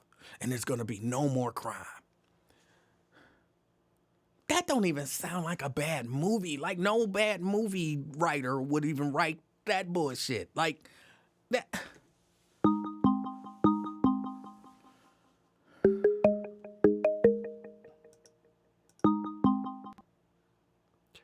Jerica. I can look you in your eyes and tell you will never be a good motivational speaker. Oh. Yet I call into your show every time you show up like church. Look, he That might was be the right about that. craziest I call. can't say it. I mean, I've actually been called on to be a motivational speaker and given a number of motivational speeches. Some quite effective. I've actually had kids, grown men now, come up to me and say, man, if you hadn't said this, if you hadn't said that, I was going to do this, but you convinced me not to do that. But that was back in the day. Like now, if there's the light has gone out in my eyes, and you can probably just look at me and tell I wouldn't be a good Can just look at you. I can look at you, and then I can hear it in your voice that I'm Yes. listening to that motivated me to call you to have this conversation in the first place. But, there's that. And I don't want to make anyone smile. However, Twin, you have made everyone laugh today with the idiotic comments that you have made. When that joker, and I hate doing this, but I kind of enjoy it. When that joker gave you that feedback in regards to a hypothetical and was like, that's not how we do shit around here. I was like, does he not understand that this is like make-believe? Maybe you should have used that word. Maybe. You know what? I think so. As a motivational speaker, I would suggest that you kind of bring it down to meet people where they are, right? You can't use hypothetical and conundrum and things of that nature because you might cause them to fumble, cause them to foul even. Like, did you hear how excited he was to use the C word? He was excited as hell. He really But- was. I didn't want him to Yes, use it. he was really excited. I could tell. I think we all read the room to see, like, we're not going to say the word. But he was like, yeah, kind of like when you spell a curse word in front of a kid and then the dumb relative who says the actual word and you're like, damn, nigga, we was trying not to say the word. Or we don't want to say Santa. Like, but he's that one that'll be like, Santa Claus ain't real? Like, nigga, Ugh. what are we doing here? So, yes, like, that was just a very interesting call to be piggybacked after CK's call. I am thoroughly convinced that CK just calls. Now, again, I do think he's a character, right? I think he may be more intelligent than what he comes off as on radio. Yes. And I think some of these stories are so fake. I don't think he's like the fucking freaking maids who clean his house that also smoke crack and eat dog food, and I don't know any of those things. Nor have I ever come across a woman who wants to sleep with her daughter's boyfriend. I don't know about any of that. But what was even more odd is that many of his calls just go to sex. So I think he really calls in just to like get his rocks off on talking about sex. He's talked about gay sex, jail sex, women having sex with themselves, women having sex with gay dudes. Like, he has talked about so much sex on this show that is just mind-boggling. Like, how does everything circle back to sex? You can't blame Very a man odd. for liking sex. You can't blame that. But talking about it on air, like, we're not even talking about sex. Like, he finds a way to bring the conversation to sex. We're talking about gardening. Then he starts talking about hoes. Like, you know what I mean? Like, the fuck? We were talking about baking a cake, and this nigga's talking about slapping cheeks. You know what I'm saying? Like, I just don't quite understand how we get back to sex when it comes to him. I just don't understand that. I mean, you just have some interesting callers. I enjoy because I just enjoy listening. It's just hilarious. I mean, of course, sometimes you have, real topics when they allow you to, because once they come on, I mean, it just goes off the rail. But, yeah, I'm just glad that you're back. Well, I'm glad I'm back, too. Mm-hmm. And thank you for all of your support while I was gone. Of course, because they wouldn't stay out my inbox. I was like, what the fuck? Come back, nigga. I'm scared. I was like, he's not alive. He's not dead. I promise. He's not dead. Okay, I didn't want anything. All right. Well, I appreciate you. Of course, I appreciate you too. Bye. All right. That is Jerica. I don't know what happened. The comments kind of stopped scrolling up here on the screen. I don't know what happened. But I see they're still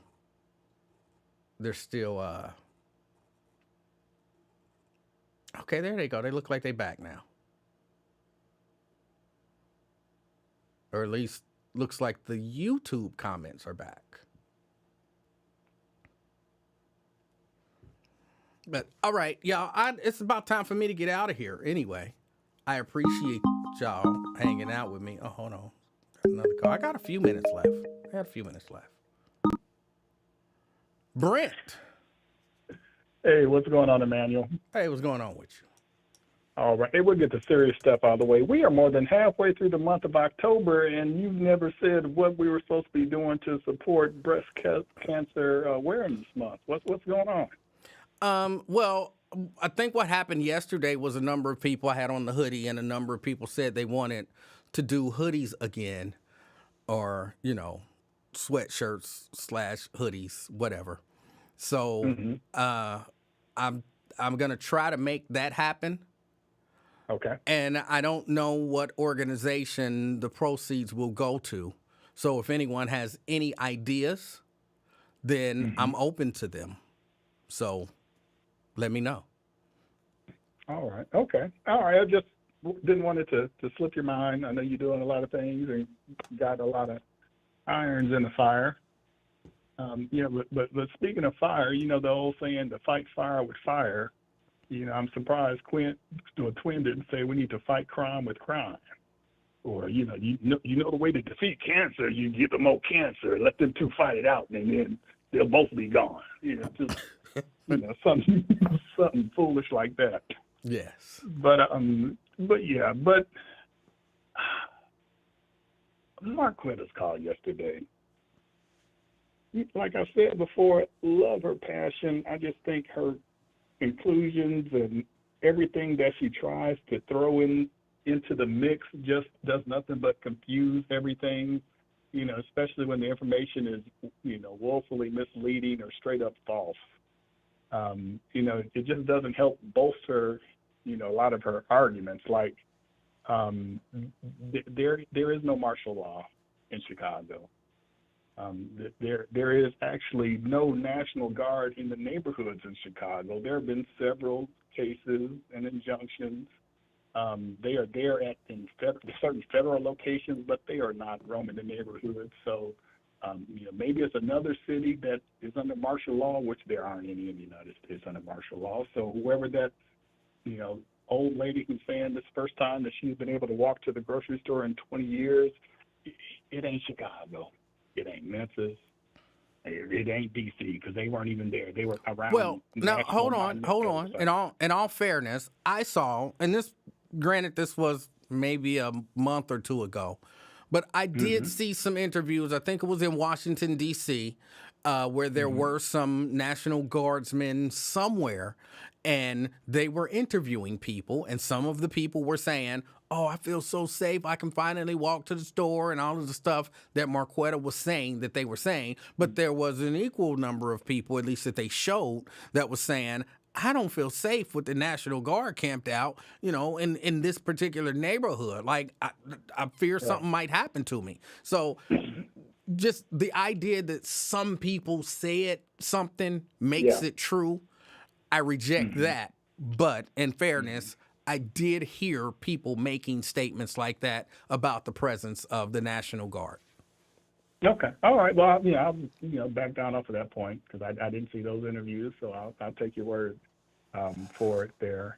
Tyree Nichols, about the officers that beat the hell out of him and everything. They didn't get much time and everything. They got a little bit of sentence times. They haven't been sentenced yet. So a couple of them pleaded guilty, a couple of them were convicted. So I think it was what I saw was they're facing anywhere from 5 to 40 years by December, unless the sentencing gets delayed, which, with the legal process, you can, get continuances and all of the other good stuff and everything. And, didn't nobody in the community think that those black men who are cops, were doing the right thing. They were wrong. They were wrong. And some of them were actually Omega Psi Phi. And I got some friends who were accused, and they condemned them jokers too. They said, no, they don't, they were accused, but that ain't what we're about. But it kind of is, but go ahead. You talking about the whole hazing thing? Yes. All that. Yeah, we'll say that for another day. But yeah, and then also with pulling folks out of the bayous, and it was confusing me because I'm thinking Marquetta's still up in Cincinnati, and when she mentioned bayous and she's not there, so I'm like, okay, she must be in the Houston area, and that's like 5 hours from Dallas. Texas is huge; it's like 6 times larger than Ohio. So you can go 5 hours and still be in Texas. You can go 10 hours and still be in Texas driving. So they're not pulling people out of bayous every week, every day. Last year it was like 20, and this year it's like 25 total that they pulled out. But a lot of those cases have been investigated, and some have said suicide, accidents, and everything. And if you got black people, we can't swim, and if we fall in one of those bayous, you can wind up drowning. And down in that area, they do have, alligators and things like that. So, could some of them be, murder because they got like the I-15, or 45 corridor murders and everything? Yeah, that's been going on for decades and unsolved. But to try to, once again, conflate all of that information together, plus inflate the numbers that they're allegedly pulling out, is just it's too much, and it's not really, it's helping your case until someone just does a basic Google search, not even research. You don't have to research any of this stuff that I'm talking about. It's just basic Google searches. But that's pretty much it with that. One more thing. Why is the solution for black people when crime occurs in our neighborhoods or whatever that white folks won't come to anyway unless they're buying drugs or tail? Why is the solution only to bring in police and military and Vortex? Because Lincoln, I'm surprised he hasn't said Vortex in a while.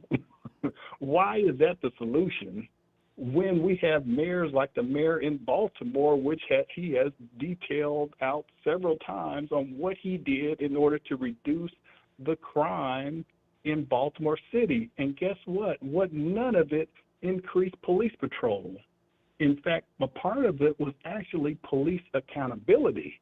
Because if I'm a citizen and I think the police are dirty, because I saw them jack up my cousin who wasn't doing a damn thing, I'm going to be less likely to call that Crime Stoppers number on the other dude selling drugs on the block, because he may be in with that dude selling drugs on the block and may tell him that I'm the one that ain't snitching, who told on him, to improve the community. So if the community doesn't have any faith in the police, they're less likely to assist them in getting the bad element, which we agree is not even 10%, 5%. It's a very small 1%. percentage of the people. It's not even 1%. a half of a percent. Okay, so we're talking about an extremely small number that you want to bring in a police force and stop and frisk and beat them upside the head and harass just to catch that 1%. That doesn't make sense. Unless you're trying to uphold white supremacy, unless you have, confirmation bias that, all black people are bad and the culture's bad, everything's bad about black folks, and that's why I hate black folks. And Brent, again, and this is, if I remember correctly, this is what the chief said during her press conference, that when that shooting happened on Fountain Square, there were 4 officers on Fountain Square when the shooting happened. So a heavy police presence ain't gonna stop somebody if they just take a notion to shoot somebody. Well, no, we need to quintuple, druple the number of police out there. We need 1 police for every 5 black people under the age of 18 to make sure they don't do nothing. We need a police escort. And not to even mention that the person who did the shooting wasn't under the age of 18. Yeah. So it's crazy. It's the easy solution is just simply more police, because you ain't got to do nothing. We'll just do more police, give the police what they want, acquiesce to all their demands. They need more police. They need more military gear. They need more everything. But and of course, more overtime. Yeah. Oh, yeah, more overtime, more double dipping, the whole 9 yards. That's the police union's job, is to advocate for the police, whether they're good, good, bad, right, wrong, or whatever. They're trying to make that money for the police force. So they'll never say, no, we really don't need this extra money. If they have extra money, they're going to find a way to spend it. I remember one of my co-op jobs working for Westinghouse down in South Carolina. It was a nuclear storage facility. They had 7 reactors, only 1 on cold standby, nothing, up and running. But they had budget. And my job was to try to figure out where all this money was going. And what I found out is that from all the different tool cribs, because they had maintenance peoples and everything, they had like 14,000 3/8 electric drills. That's almost the total number of people, admins and engineers and things like that on facility who don't do that work. But at the end of the year, they had to use up that budget to justify them getting that budget plus whatever percentage they put on top of it. So it was, I'm sure they didn't like me after that project was finished. After I showed them what was going on, I helped them implement a system to where they could actually track what the other tool cribs had on hand, so they could get the right tools that they actually needed. Or if people weren't returning tools, they were walking out of the gate. Things like that, taking it home with them. So, loss prevention type stuff. But they're accountability.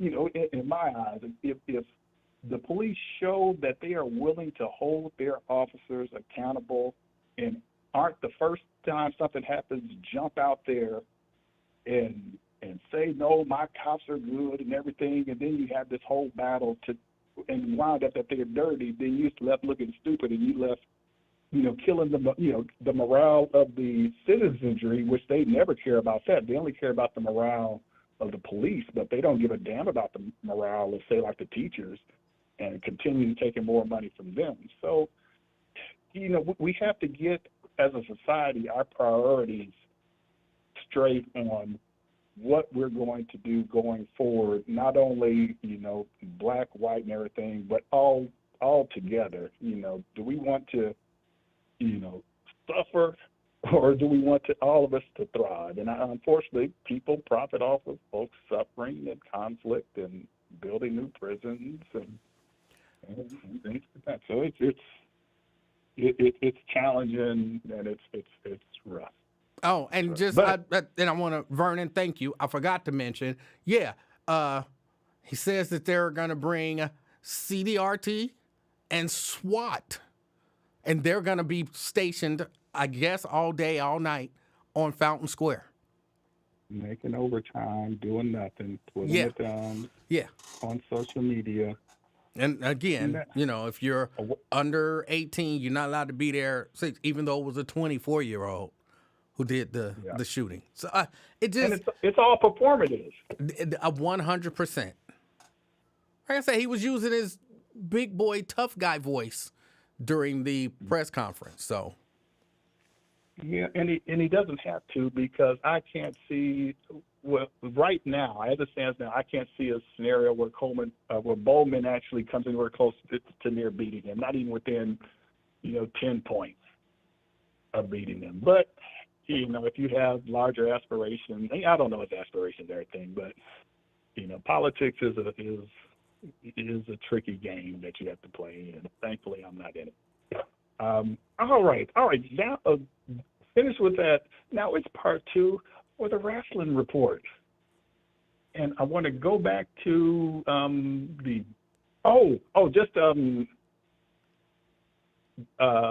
with the wrestling report. We'll start with actually what Marquetta brought up about some brothers retiring. Okay. And I'm thinking she's talking about John Cena and AJ Styles. But she was actually talking about the Dudley Boys. Oh. They had a final ladder match against the Hardy Boys at Victory Road TNA, and from what I saw, it was a great pay-per-view that I'm going to have to go back and watch. That's what I've heard. She threw me when she said some twins, and I'm like, the twins. But you remember back in ECW, they were supposed to be twins, or at the very least brothers. They're, Yeah, but that was what threw me, and I was gonna, but I was like, they're clearly not twins. And she said she saw some twins. I was thinking, the Usos, but okay, that makes sense now. Yeah, so I wound up catching it right when they were finishing up. They were waving to the crowd because they took off their boots and they gave them to the Hardy Boys, and that's a sign that, hey, I'm hanging it up. We're done with wrestling, in-ring wrestling type of deal. So, but it was, I saw some clips of it, and it looked like it was pretty good. And they've always put on good matches. Even though when the Dudley Boys came over from ECW to WWF, you see they stole all of New Jack's camouflage gear. Yeah. So New Jack was pissed about that. I saw some interviews. He was pissed. But so we'll stay with that one with TNA wrestling right now. So you had new TNA champion is Mike Santana. I don't know if you're familiar with LAX. With Conan was leading it. He was one of the members of that group. I vaguely remember them. Yes. Yeah, so he's the champion, had his daughter in the ring. It was, a little touchy moment with his young daughter. Daughter looked like she was about maybe, 10, 11. So that was a cute moment. But they had a X Division championship match. It was Javon Evans. He's in NXT, so you probably haven't seen him wrestle. But they call him the young OG, the black kid. And then you have Leon Slater, who's the X Division champion in TNA, and he's like 20 years old from the UK, black dude. And them jokers put on one hell of a match. They look like they've been wrestling 20 years. So I've seen like a 5-minute extended clip of their match, which wound up being 20 minutes, but just the chemistry that they had in the ring and hitting their moves, they're going to do good if racism doesn't get in the way of all of that. But they did really good. But the last thing, we'll jump to WWE, the Cena versus Styles match. Did you see that match? No, I'm not a Cena fan, so I really don't watch any of his matches. AJ Styles makes John Cena matches watchable, and they have a pretty good chemistry because the whole the whole angle that they had with AJ Styles when he had the oh goodness, I forgot his Bullet Club brothers with him, that they were going to beat up John Cena. So even before the match, John Cena gave the announcer a piece of paper and essentially was given all the accolades to AJ Styles from with him being in TNA and his championships and everything and Bullet Club. So he gave him his flowers. And you could tell AJ Styles was totally surprised. But the match was a good back and forth match to where they were doing homages to finishers of other wrestlers, old school wrestlers, like they did like the RKO, and they tried the pedigree, and they did the Scorpion Death Drop, Sting's move. I can't remember all the moves they did, but they did the Batista bomb. So they were doing, it was like a wrestling throwback homage. Yes. So if you just find that one, you would really enjoy it. And lastly, Seth Rollins got speared by Braun Breaker last night. Did you see? I did. In the morning. I did see that. But apparently Seth Rollins got another shoulder injury, so he's going to be on the shelf, which he has unfortunately had a bunch of injuries, and it's going to, I know the writers are scrambling to figure out what the hell are we going to do now.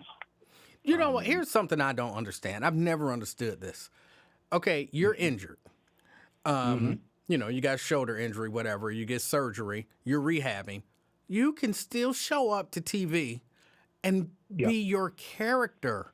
Although, you know what I'm saying, you can't take no bumps, so you can't get in the ring or whatever, but you can still, like, they can sell the shoulder surgery as, man, Braun Strowman cut him in half, and now he's showing up to you don't have to completely stop that story because he's injured. I never understood why they don't do that. They could have kept the group together because now it looks like it's broken up, which to me, it just started, why break it up? They could have kept it together and then kept him protected, have him being forced to, you know, the old school 30 days. If you don't defend, you got to vacate the title. They could put him in a no disqualification match. Braun Breaker and the Bronson Reed come out, destroy him. Then he, you know, puts the foot on top of him, 1, 2, 3, to keep the clock going. Right. You know, so there are ways that you can actually keep them on TV, keep them relevant instead of making them go away, and then you're coming up with a whole different storyline, you know, as a part of this male soap opera that we call wrestling. I agree. So but that's all I got. There's a whole lot more, but we'll save it when I think about it. I've left another notebook at home, so that's my gift to you, LaDonna. No more wrestling report for today. All right. Hey, Brent, I appreciate it. All right, and happy hacking, is that what y'all say in the cyber security industry? I don't know. I'm not in the industry yet. Okay. Trying to get my foot in the door. Yeah, now if they do some hazing and everything, you better, you know. Yeah, no, I'm not getting hazed. I'm sorry. All right, take it easy. All right. All right, that was Brent. Shahira says, I don't think Emanuel really cares about all this like Brent does, but doesn't have the heart to tell him. Like, he's into it, but not nearly as much as Brent is. Does anyone else feel this way? Well, Brent is into it, I would say maybe a little more than me, in that he watches a lot. Like, I don't watch NXT, and I stopped watching AEW. And, you know, some of the AAA and New Japan Pro Wrestling, I kind of stopped watching those. So, you know, I don't know as much about those. So when he's talking about that stuff, I'm just listening, you know, to the different storylines and maybe a good match, because I watch a good match, you know. So maybe a good match here or there. But no, if I didn't want to hear it, I'd just tell Brent, like, bro, I don't want to hear no wrestling report. I would just tell him.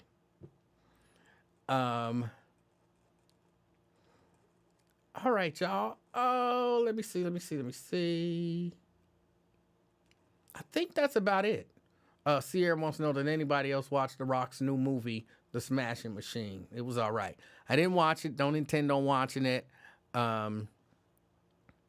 I forget what it was that The Rock did. I'm not a big fan of The Rock either. I used to like The Rock, but he did something which I can't even remember what it was. Not a big fan of his.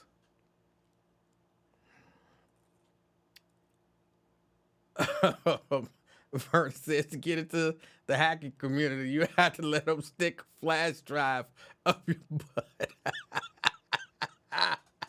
That is so stupid.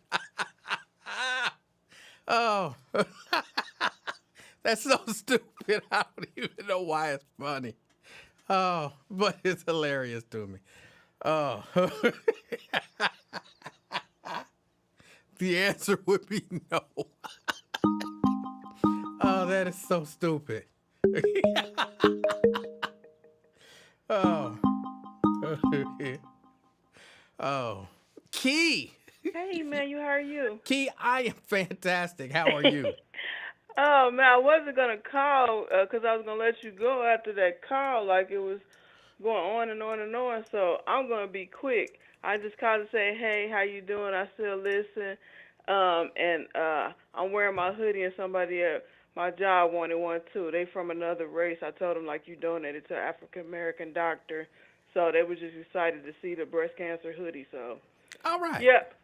So just saying hey, just calling to say hey, that's it. Well, hey, thank you for supporting and still wearing the hoodie. You know I still wear my hoodie. You remember I bought two of them. You did. Yeah. Yeah, one for me and one for, Hold on. Do you still wear the Adidas shirt?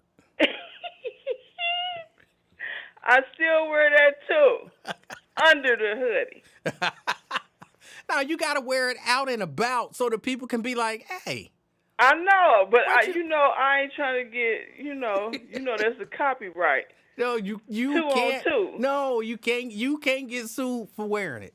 I promise you. That's what everybody say. Hey, Tanika. Hey, everybody. Oh. Hey, Jeannie. That's hey, everybody. Miss y'all. All right.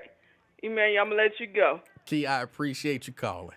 All right. Till next time. All right. All right. And I'm glad that she's still listening. I ain't heard from Miss Key in a long time. All right, y'all. I got to get out of here. Got to get ready to go make this appointment. I appreciate everybody hanging out with me.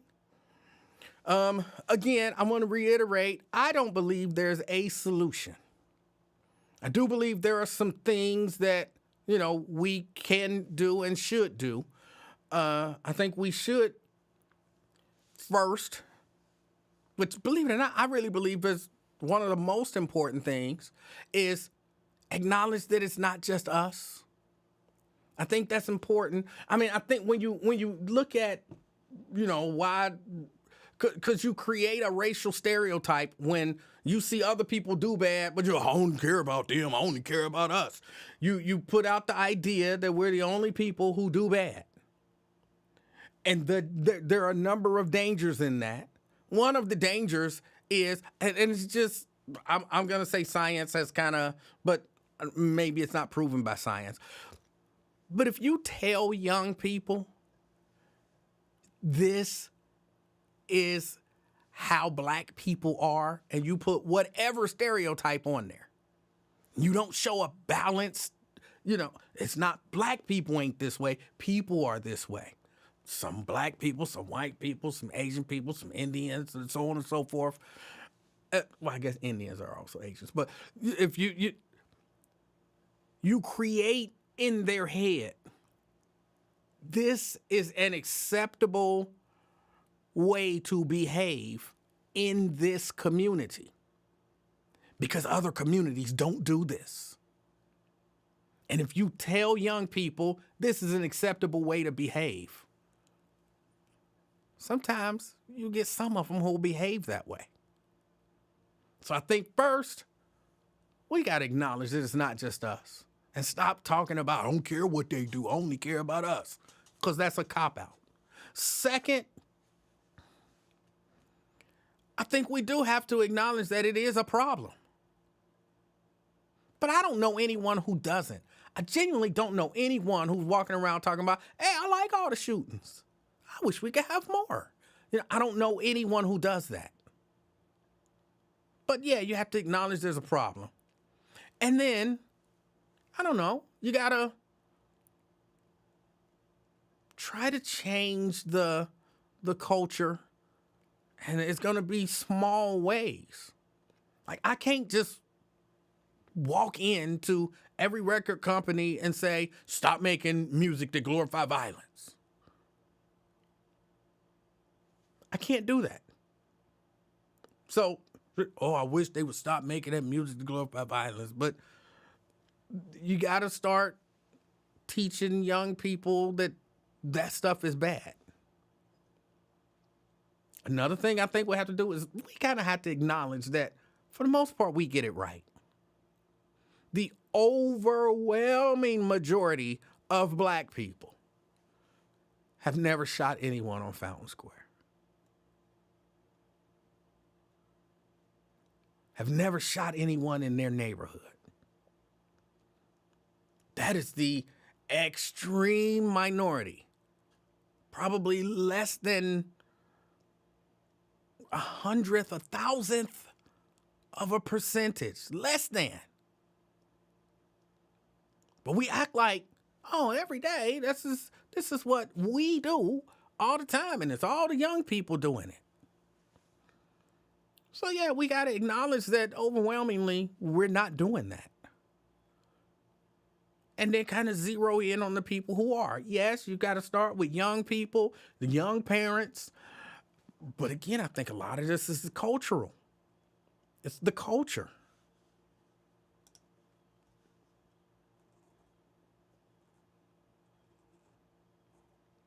I'm not against a reasonable police presence. I would say 4 officers on Fountain Square sound about right. But if you wanted to put a few more, posting SWAT officers up around Fountain Square just in case somebody get into an argument in City Bird. So what, you can snipe them real quick? Like, oh, he shot that guy, shoot him.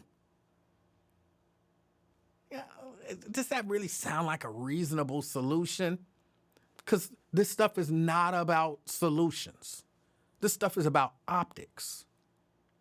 I'm going to stand here and sound tough and shake my head while I talk about it, and this is unacceptable. We're not going to take this and all of that stuff.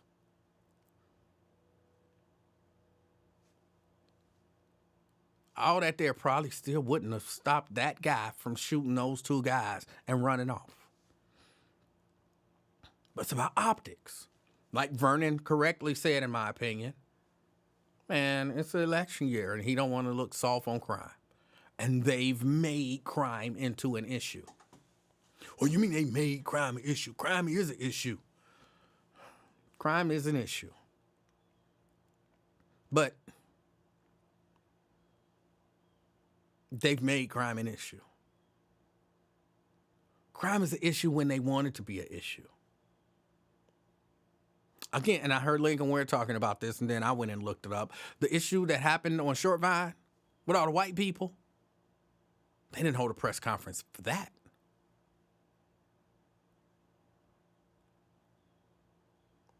Because that's not an issue to them. This is an issue that they've made bigger just because it's an election year.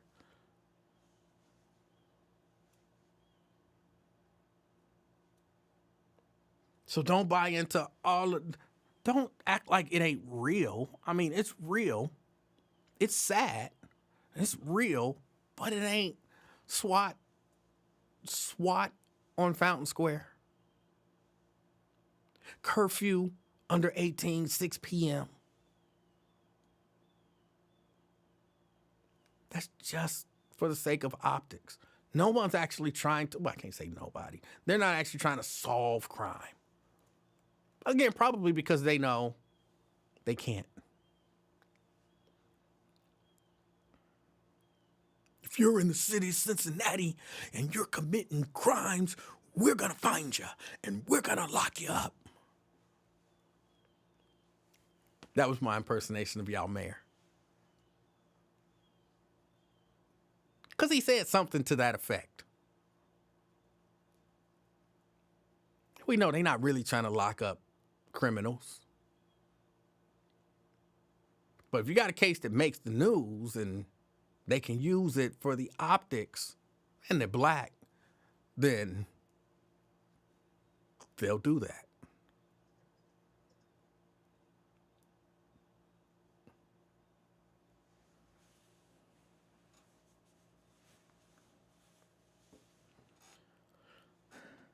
All right, I really do have to get out of here. I want everybody to enjoy the rest of the day. If you're on your way to that meeting, please give us a update tomorrow. Again, I can't be there, but please give us an update tomorrow. Let us know how everything went. That's about it. If you're out and about, enjoying your evening, have a really good time. And as always, be the reason that somebody smiles. Till next time, I'm out, y'all. Peace.